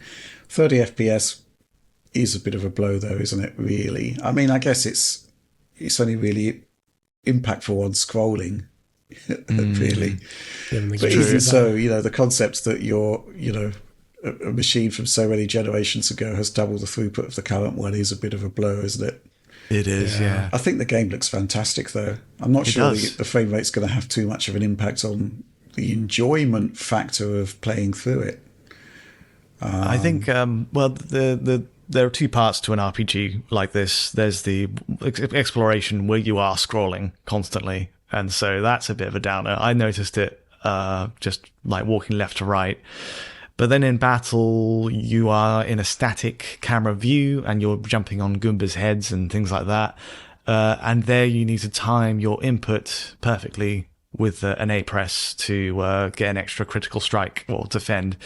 But to be honest, it didn't really affect the timing, because I think even at 30, the window for getting the input right is so wide and generous that I didn't have any issues with that at 30. So it's really just the scrolling stuff. Bit of a shame, but hey, it looks great. Anything to add, Alex? No, I mean, I think if I had a remake of a game, I'd want it to be at the same frame rate as the original or better. So, yeah. It's hard to think that it's a CPU limitation in this case. Yeah, otherwise they could have just dipped the res to like 720, right? Yeah. Would that be so bad? I hope not. Well, the thing about the Switch, of course, is that it is essentially an open platform, so there's going to be mods that are going to be unlocking the frame rate and probably tweaking the resolution. We'll probably get some answers on that in due course. But I think the game looks really, really handsome, even if it is at 900p. I think we should be rolling out some coverage of this sooner rather than later. But yes, Okay. Yeah, I think we'll hold back on for the full review, but it's looking like a really interesting one. Yeah, certainly. I mean, I'm just looking at the comparison video you supplied. You've done 14 minutes of assets, so we should probably use them at some point. Probably. Okay, fair enough. And that's it. That's the end of the news this week. So let's plough on with supporter Q&A, which is the part of the show where every week we solicit questions from our supporters on Patreon and choose the best, or rather the ones that we're best equipped to answer. And, well, here they are. Okay, first supporter question. This one comes from Concrete Llama. If FrameGen gets to the point where it can generate 2 interim frames, how likely is it that this could be used on 60 Hz displays to up rate 40 FPS games to 60 by upping them to 120, then displaying every other frame? Alex, unpeel that particular onion. I mean... Well, wait a minute. Let's think. Wait, FrameGen is doing 2 intermediate frames. Yeah, basically, if you imagine 120 FPS, like the 40 FPS modes, it's a unique frame for every third frame. But he's suggesting that the other 2 frames would come from interpolation. So you'd get 120 FPS, and then for 60 Hz display users, you'd basically just use every other frame. That kind of makes sense. It makes sense. It's a little weird. I'd imagine the latency would be god awful for some reason. Well, we are heading to a future where basically there's going to be natively generated frames, and then every other frame for your display will probably be interpolated via FrameGen. That's kind of, I think, where this sort of offshoot of where this question is heading. I almost want to try it and see what it looks like, but I don't think it's going to be used ever. It's just a funny thought experiment. I'm also just, I don't know. I don't think I've ever seen a game do anything like that. I'll tell you what, and in actual fact, directly after this direct, I might try it myself. We've got that 40 FPS footage from Avatar, right? We could stick it into Topaz Video Enhance AI, interpolate it to 120, and then decimate it down to 60, which I think is the method, the crazy, wacky methodology that Concrete Llama is suggesting here. I think the main issue that you're going to have is that you're not guaranteed that your native rendered frames will actually be displayed at all. It could just be an entirely interpolated video, like the one you put out of Spider-Man. Yeah, that's actually quite an interesting video. It was on bonus material, I think, at some point, but I'm sure Oliver can pull it up now, which is basically where in Marvel's Spider-Man we separated out the real frames with the quote-unquote fake frames, and you can see how good first-gen DLSS 3 was, or rather how bad, depending on your viewpoint. But yeah, certainly interesting. I do think the direction of travel is going to be some sort of situation where, it is just going to be generated frames that fill up the refresh rate. Mm-hmm. Yeah, I think that's sort of the established future for frame generation. I think when we were at Gamescom with AMD, they basically said that that's the end game. It kind of makes sense, right? Yeah, I think it does make sense too. Yeah. Because this one is selecting a specific frame within the 120 Hz buffer to kind of fill in. And I could see it working mathematically. But it would work, but it's also... The latency thing, I think, is basically... I think it's already... The significance of it has been overplayed, particularly on high frame rate experiences. But I think we're just going to get better and better at masking latency. But I'm certainly now I'm already planning to do that Avatar experiment to see. Let's see what happens. It wouldn't be well, I suppose it would still be pretty decent. I'll use the higher quality setting as well, just to give it a fighting chance. But it would be quite amusing to see which frames are actually the real ones that actually make their way into the if any at all. But I honestly think FrameGen's going to be big for the next console generation. It was already in the Microsoft FTC leak. Just kind of makes sense. I'm still waiting to hear about the Immortals of Avium FSR 3 upgrade. I was hoping to have seen that by now, but nothing has happened so far. But mysterious. There we are. Okay, let's move on to our next question. Okay, we've actually got a couple of questions here that are on a similar theme. This first one from Tech Hippie. With Sea of Thieves, we have another MGS title on PlayStation 5 showing superior shadow quality versus Series X.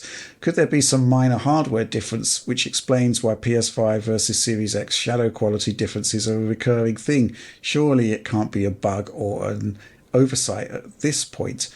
And this question from Shilon Xiao. Hello everyone! Exclamation point. Interesting the case of Sea of Thieves, huh?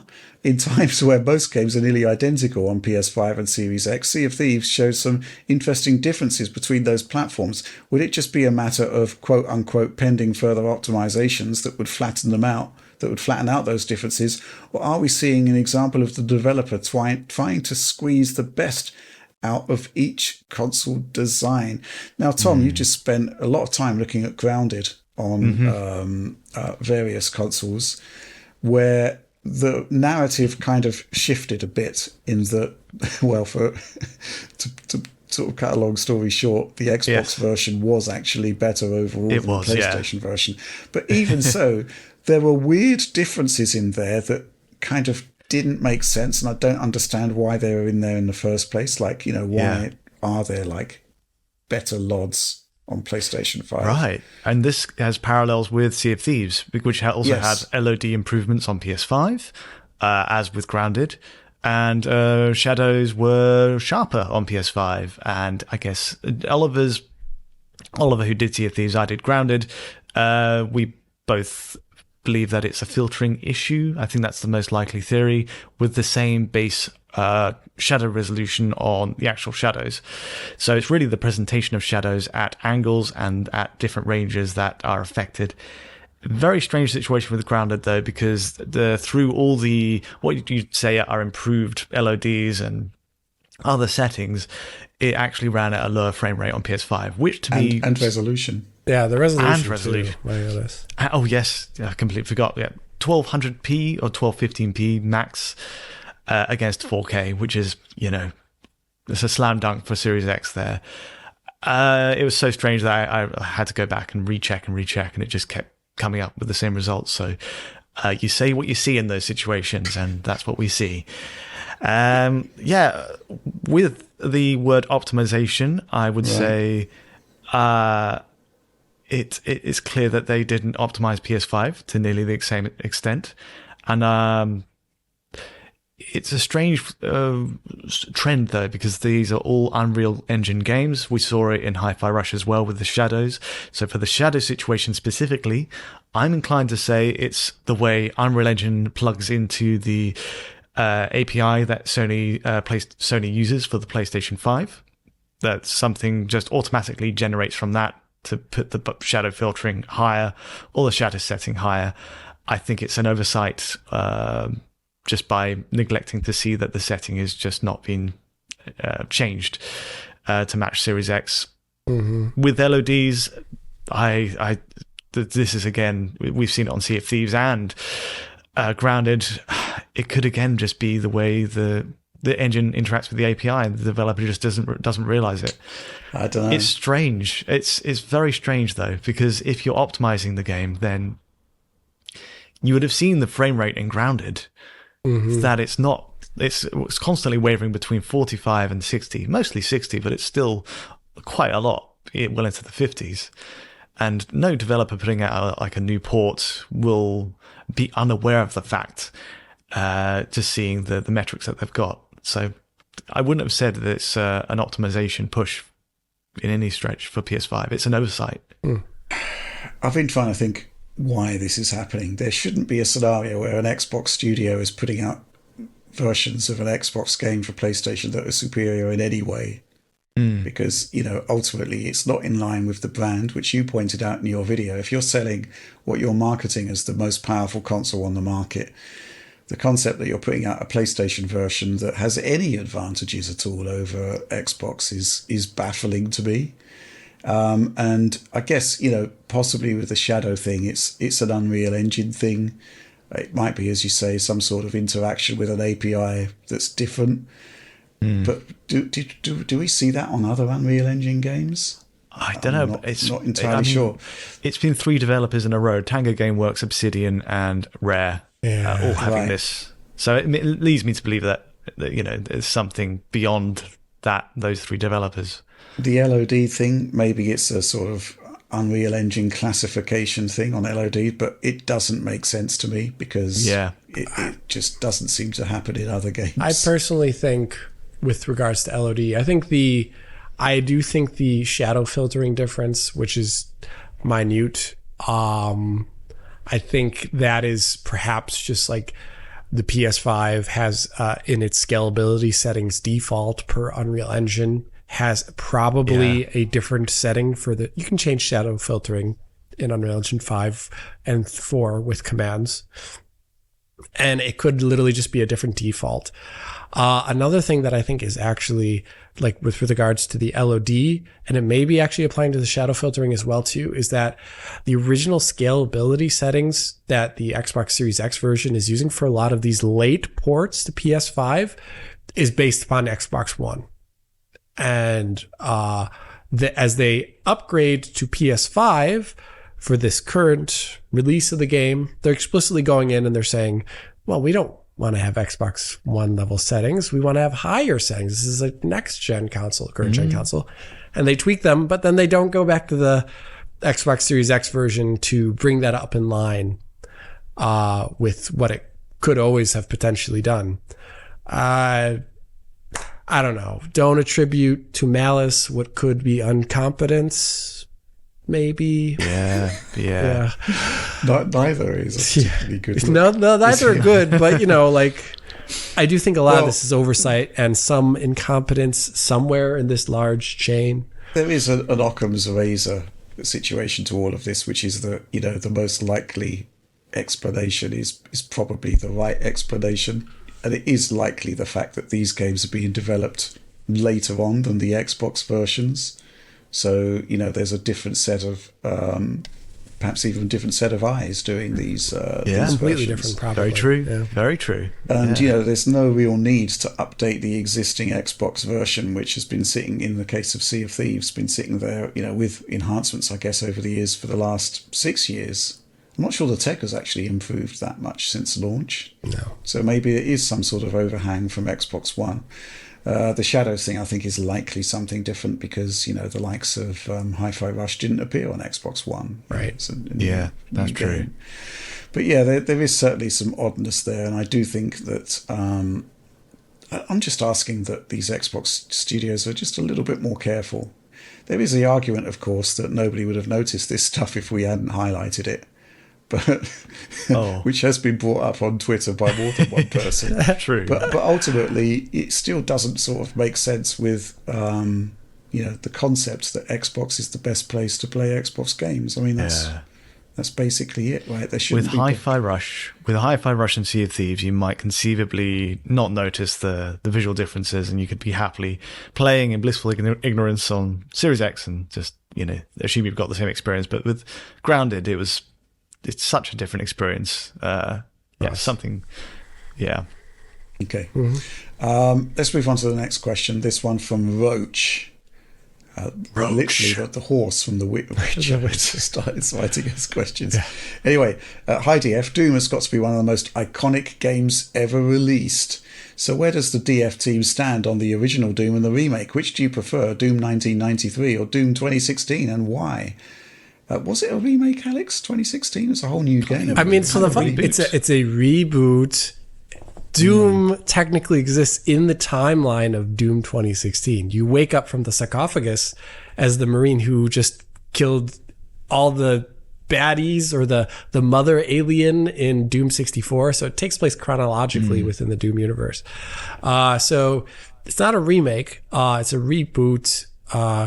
With some similarities. I vastly prefer the first Doom 1993. Yeah. I really like Doom 2016. It's not a contest, really, isn't it? I really like Doom 2016, but I think Doom 1993 is not only iconic, as in you can only reduce it to this symbol, but it's literally, I think there's a great quote from like Action Button. I think like the bottom line there's like Doom is video games or something like that.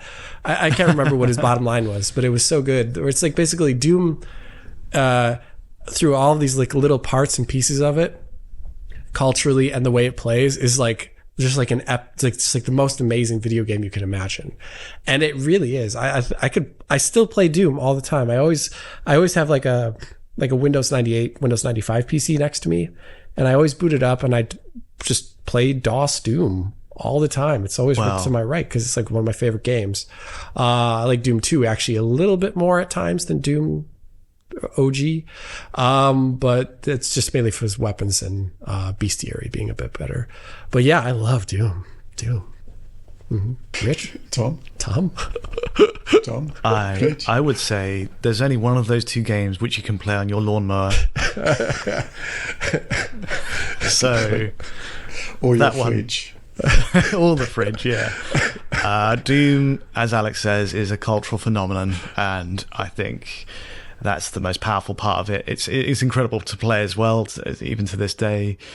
The memories people have of LAN parties are like entrenched in, growing up, going through childhood and teenage years and seeing the games industry grow into what it is now. It all stems from games like Doom, pivotal moments where game design just took a sudden leap forward, and that is in terms of controls and aesthetic even, that's what people have settled on from then onwards. There's no question. But it's not to detract from Doom 2016 as a reboot. A very fine game, very beautiful looking game with a lot of a great reminder of why we love that series, but there's no detraction from the original at all. Yeah, I mean, I'm just going to say to Roach, there's only one version that you can play on the Windows Task Manager. Yeah, right. And that's the 1993 version. Just to echo what Tom said, if you were there and you saw Doom, at launch, it was, I don't think iconic really does, as a concept, really does it justice. It was a total game changer for the whole industry. And in actual fact, it was a game changer on two fronts, because first of all, you played it and you saw these amazing graphics, this amazing atmosphere, astonishing gameplay. But then you played it on multiplayer. And then it was just, again, another revolution in gaming. It was just absolutely phenomenal. That's not to say Doom 2016 isn't a good game. I mean, it is, but it is a modern video game that slots in, in an established trend. It's not a game changer. It's important for id Software because the id Tech engine was substantially upgraded at that point. That was a game changer for the company, but the game, not so much. Let's move on to the next question. This question is from Kellen Sandifer. It's kind of like a sort of James Joyce style stream of consciousness, this question, but let's get on with it. Sampler feedback is the saviour for the Series X, Series S, question mark. What is this feature in DirectX, question mark? PlayStation has a better API than Microsoft. How is this possible, question mark? What is an API, question mark? Hashtag console gamer. Alex, wait a minute. There's a lot to take in there. Yeah, you want to peel back this one? Okay, so sampler feedback is the savior for the Series S. That is a quote from me from last week, where I jokingly said that. And the reason why you could say that of sampler feedback streaming for the series consoles is because Series S has a limited RAM pool, 10 in total, 8. And how much is addressable for games, Rich? 8?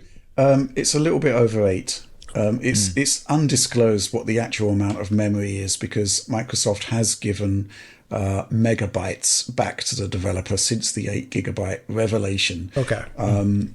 So there is a certain amount of memory above 8 gigabytes, but I think it's in the hundreds of megabytes. It's not, Yeah.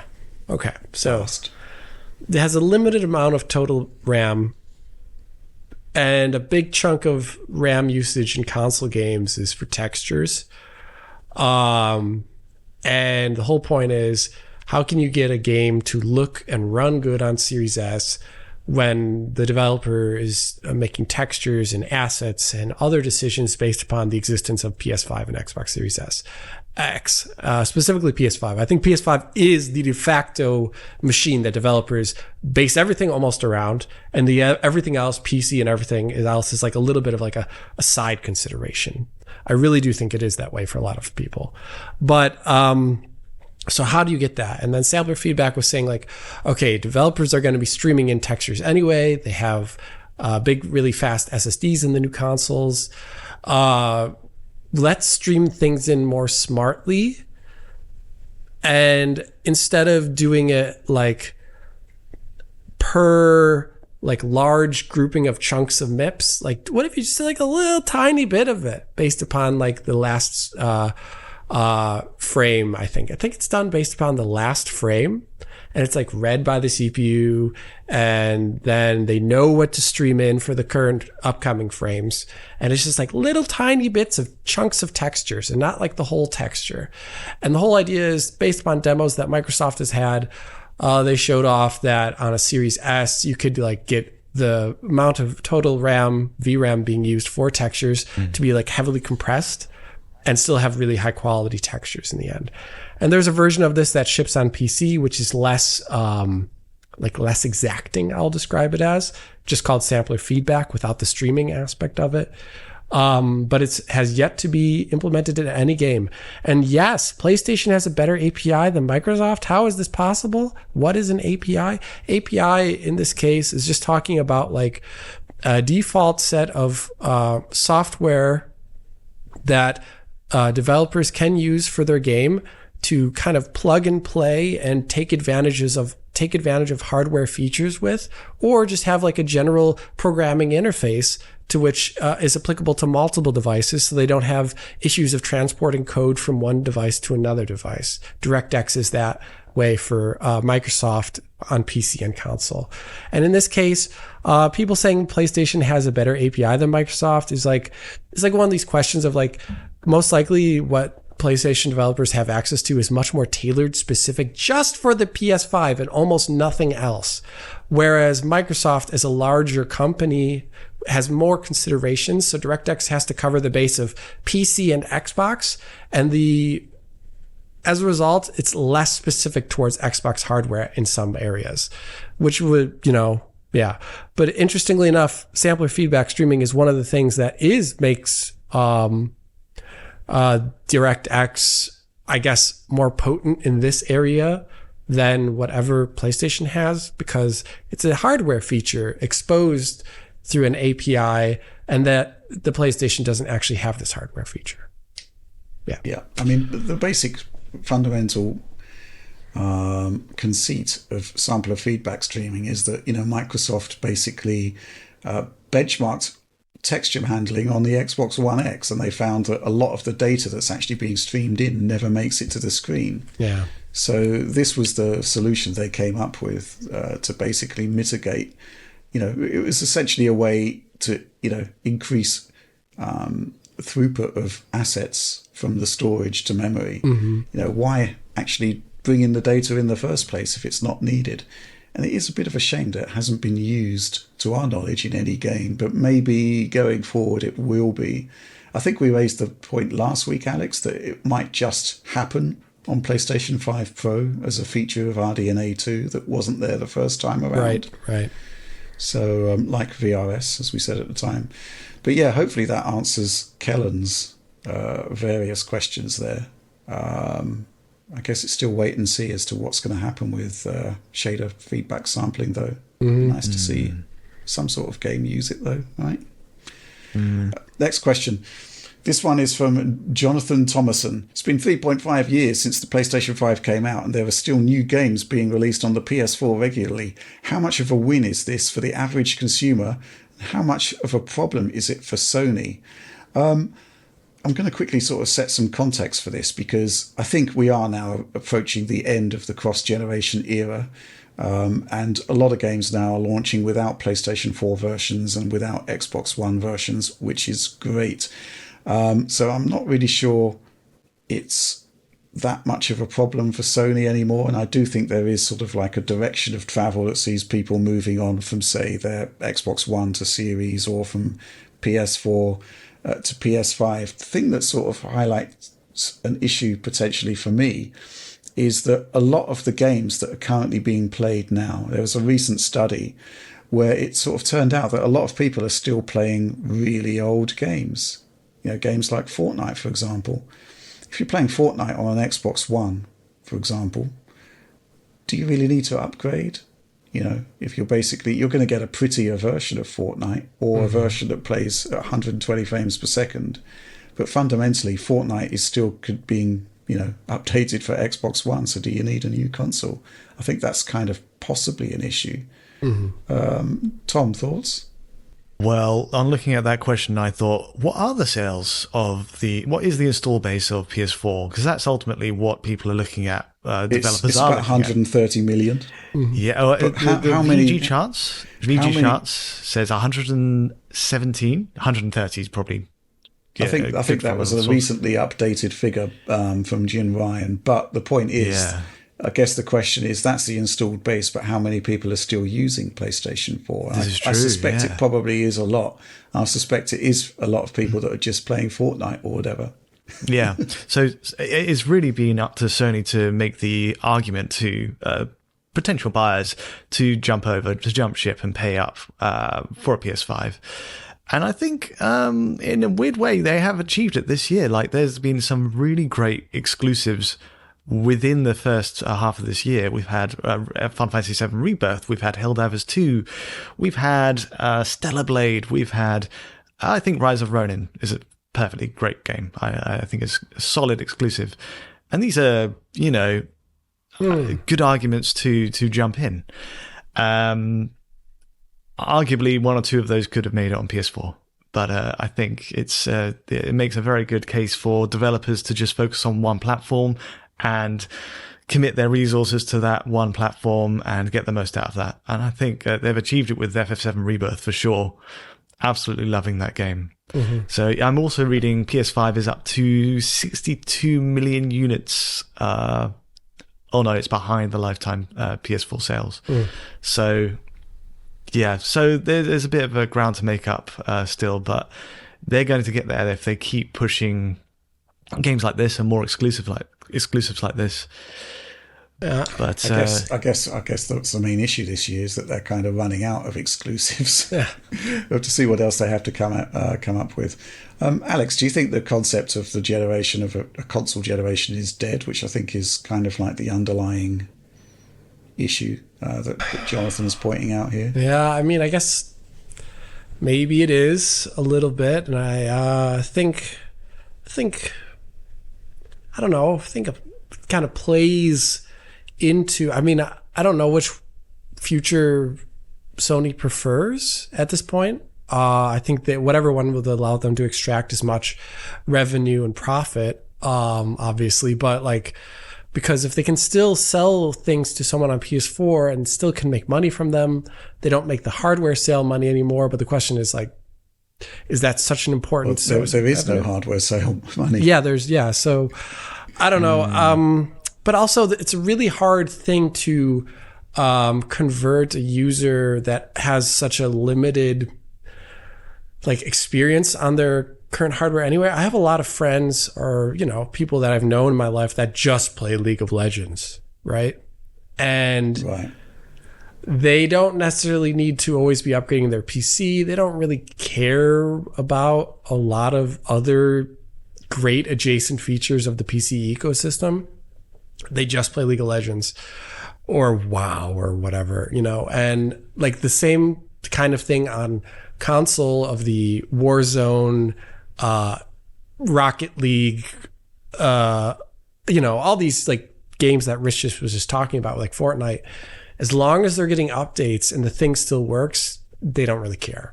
So I don't know if those people should even be the market that Sony should be addressing at that point in time. They should be probably looking to expand beyond those people. I think next gen is going to be very interesting. This gen, I think, it is kind of been more of a standard console generation sales are lagging behind last gen a bit, but there were major supply problems at the beginning. Sure. And right now they've got cost issues where they can't cost reduce the console much in the way that they did on prior generations. But I think next generation is going to be very, very interesting because we've kind of got an idea of where Microsoft's going to land on this. They're going to have handhelds. They're going to have a super top end generation machine, which they're saying will have the biggest technological leap of any console generation, which, quote unquote, on that one. Mm-hmm. But the point is that if you've got these two radically different points for that generation, a handheld and the biggest generational leap of all time, where does that leave the current machines? And the answer is probably in the middle somewhere for the Series X. So it may well be the case that this whole concept of a console generation kind of blends into a grey area still further, because that hardware is still going to be perfectly performant. It's just going to be doing things more in line with what the handheld is doing, possibly at a higher resolution and whatnot. Mm-hmm. So this generation, I don't think it is too much of a problem. I think there are other problems that they're going to be looking at, like increasing the total addressable market. That seems to be the big one. Next generation, though, I really don't know what's going to happen there. It's going to be fascinating. But with that, let's move on to the next question.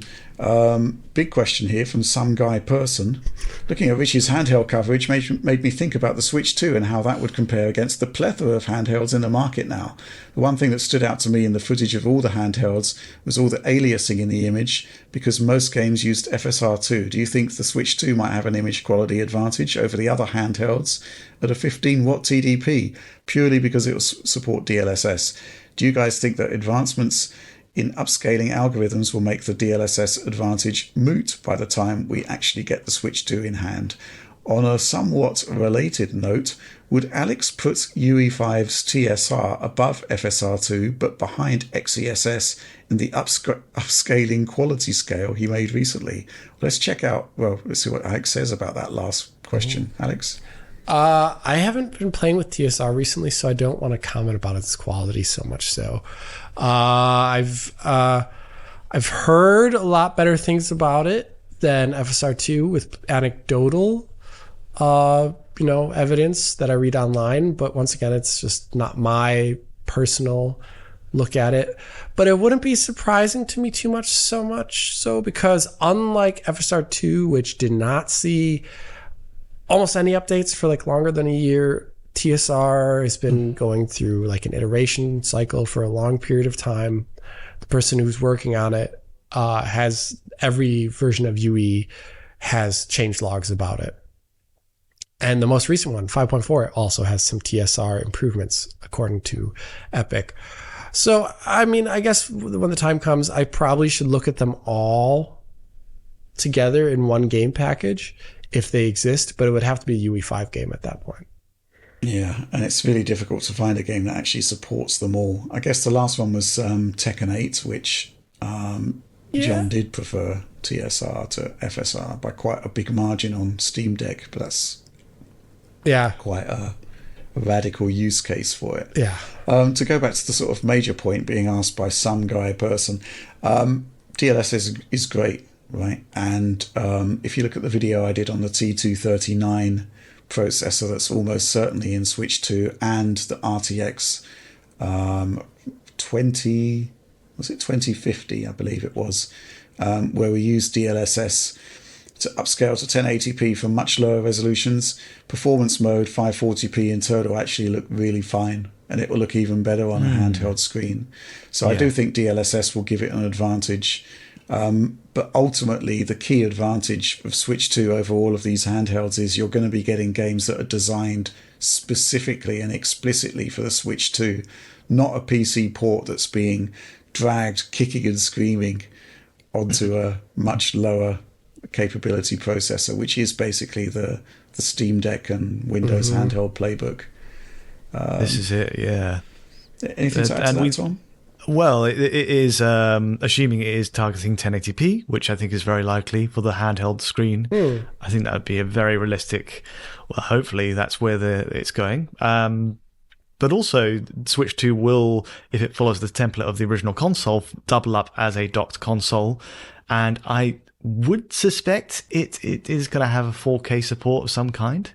It would surprise me if it's only 1080p at this point, given the prevalence of TVs out there which are only 4K. So DLSS will play a part in that as well for the docked mode. Again, a lot of assumptions there, but I think it's fair to say if we're using a 540 base resolution for a 1080p portable mode version of the game, it might bump to 720p, say, for when the GPU clock is boosted for the docked mode. Let's just assume that a few assumptions in there, but 720p up to 4K would be a nice scale up. And I think it's unlikely because the computational cost of DLSS at 4K is astronomical on a tiny chipset. Viably, you could possibly have like a 30 FPS game going to 1440p with like a standard upscale to 4K. But I think that's something that I did in my video, I used Death Stranding. You could actually use DLSS performance mode at 1440p, and it ran at 30, and it looked pretty decent. But yeah, I'll be really interested to see exactly how they're planning to support 4K, if they're planning to support 4K at all. Because I think fundamentally with the Switch, you don't really need to specifically address resolutions. It's just got to kind of look okay on a 4K screen, which is what the current one spectacularly fails at in many games. Yeah, and I still feel the priority for a lot of these Switch games is it's a portable game first anyway, and I think that's where things will go with the follow-up. Just as much so. They're not competing to be a big screen experience. It's really about taking it on the go. Yeah. Let's move on to the next question. This one from Todd Weitzel. Is there anything to this rumor that the 13900K and 14900K processors are inherently unstable? Is this just a tempest in a teapot amongst high-end overclockers, or something to care about as a regular PC gamer that's parts shopping? So this is based on some disclosures coming from developers. I think it was one of them was Epic saying that motherboards are basically auto overclocking these chips, leading to unstable performance in CPU intensive tasks like shader compilation. And we have actually now had a BIOS come from ASUS, which turns off all of their sort of overpowering modifications that are basically happening as standard and delivering the stock Intel experience. But there are sort of other reports that this loses around 9% of performance. Alex, is it a tempest in a teapot? I mean, the people responsible for this are the motherboard manufacturers doing these auto. I mean, there's a lot of stuff like it used to be you would just drop in the CPU and it'd be so stock, and then you'd have to adjust a lot of things or overclock. Now a lot of the stuff is the BIOS does a lot for you, and a lot of it's not completely visible in terms of this like naming. Yep. So it's a little bit hard to get a sense. Should I be turning this off? It sounds like it should be good. And I think the default experience for a lot of people will be the chip is actually being like brought to like a super hardcore limit. And as a result of that, it was seeing these crashes in these games. I don't think there's anything wrong with buying a 13900K or 14900K. There doesn't appear to be a hardware issue there. Other than the fact that the chip is being brought to its limit already in the form it's being sold to a large degree. And then if your motherboard is going to be doing other things to enhance that on top, it could perhaps bring it beyond the limit, beyond a certain level of stability that you would prefer for any sort of gaming machine. So I don't know. I think it's really good, though, that ASUS brought out this BIOS. I hope more makers do the same if they have also issues with this. But man, I don't know. It's kind of a sad situation. Right.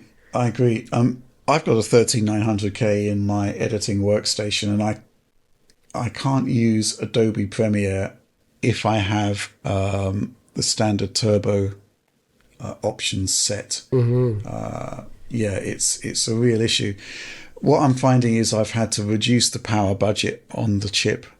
I think it's got a baseline of like 253 watts, I have the same issues in Premiere. If I'm at 180 watts, I have to go down to like 150, 160 to have a stable system. For the most part, it's fine. And weirdly, when I'm doing like a handbrake encode, which will use all cores and saturate them, that's fine too.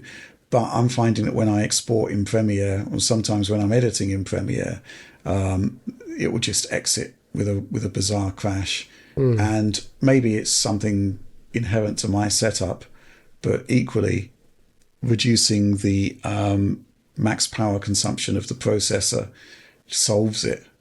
So that is kind of indicative, right? I do think there is an issue here, and I think motherboard manufacturers have been getting away with murder by basically automatically providing enhanced performance, but at the cost of enormous power draws, which are not validated by Intel, and why ASUS has produced this BIOS update.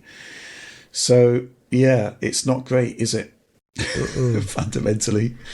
I think, there needs to be some more guardrails put in, because before that ASUS BIOS update, there was like a guide on how to enforce the Intel recommended specifications for these chips online.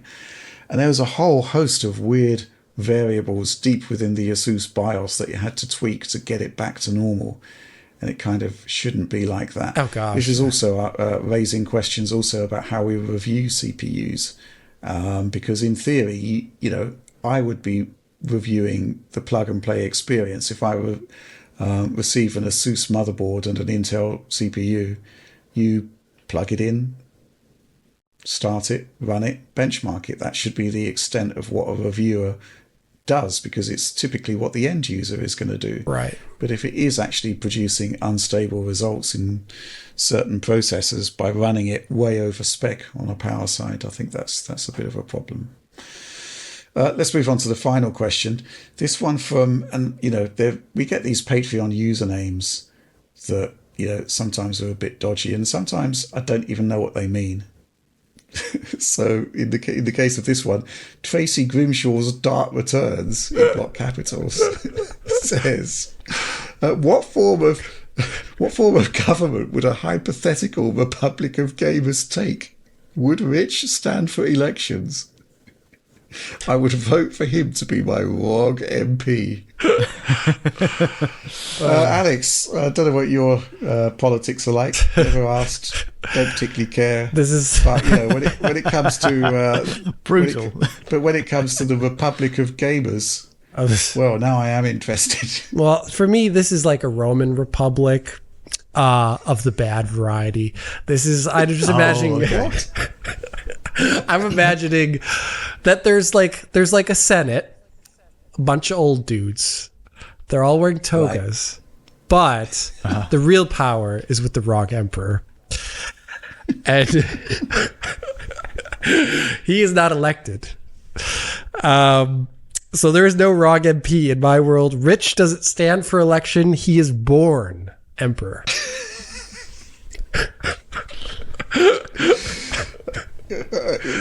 I don't know what to say. I'm bred for the role. Is that what you're saying? Yes. Some sort of bizarre genetic experiment to take over as the I'm now getting visions of you in a gladiator style moment in the Colosseum. Yeah. With 60 FPS ray traced tigers running around. Yeah. And you just with the thumb going. Well, I'll tell you what, Alex. What this says to me is that ASUS need to do a ROG Colosseum product at some point to expand the whole lore surrounding the Republic of Gamers. Tom, any cogent, coherent thoughts on this one? I have no coherent thoughts at all, but I would say, it's like, if you can get me ray tracing in this Republic, I'd be very happy. I'll vote for you. I honestly don't know what to say about this. What would a hypothetical Republic of Gamers, what form of government? I like the way he's not really that interested about the form of this nation that's being put together by Where does it take place? Republic of Gamers. Yeah, but I kind of see where you're coming from, Alex. It would be some sort of dystopian cyberpunk rendition of the Roman Empire. Yeah, it would be. Oh my god! Just like RGB, the amount of RGB is like your class. Yes. Are you a patrician? Are you a pleb? Like, but look at all this RGB I have over here. Yeah, your class in society would be defined by your RGB values. That's for sure. I have mine set to breathing. Yours is set to flash. You can imagine this society. How much pre-installed software do you have? It's so good. Oh dear. This is going crazy in all manner of weird directions. I think we're going to leave it there. But that's it. That is the final question there for the end of the show. So if you did enjoy it, please do like, subscribe, share, ring the bell for whatever may or may not appear on your phone in the form of notifications. A DF supporter program, join us. Submit insane questions like that and get early access to DF Direct every week, bonus material, early access to other stuff as well. Store.digitalfoundry.net for our various merchandising wares. But that's all from me and from us on this one. Thanks for watching and supporting Digital Foundry.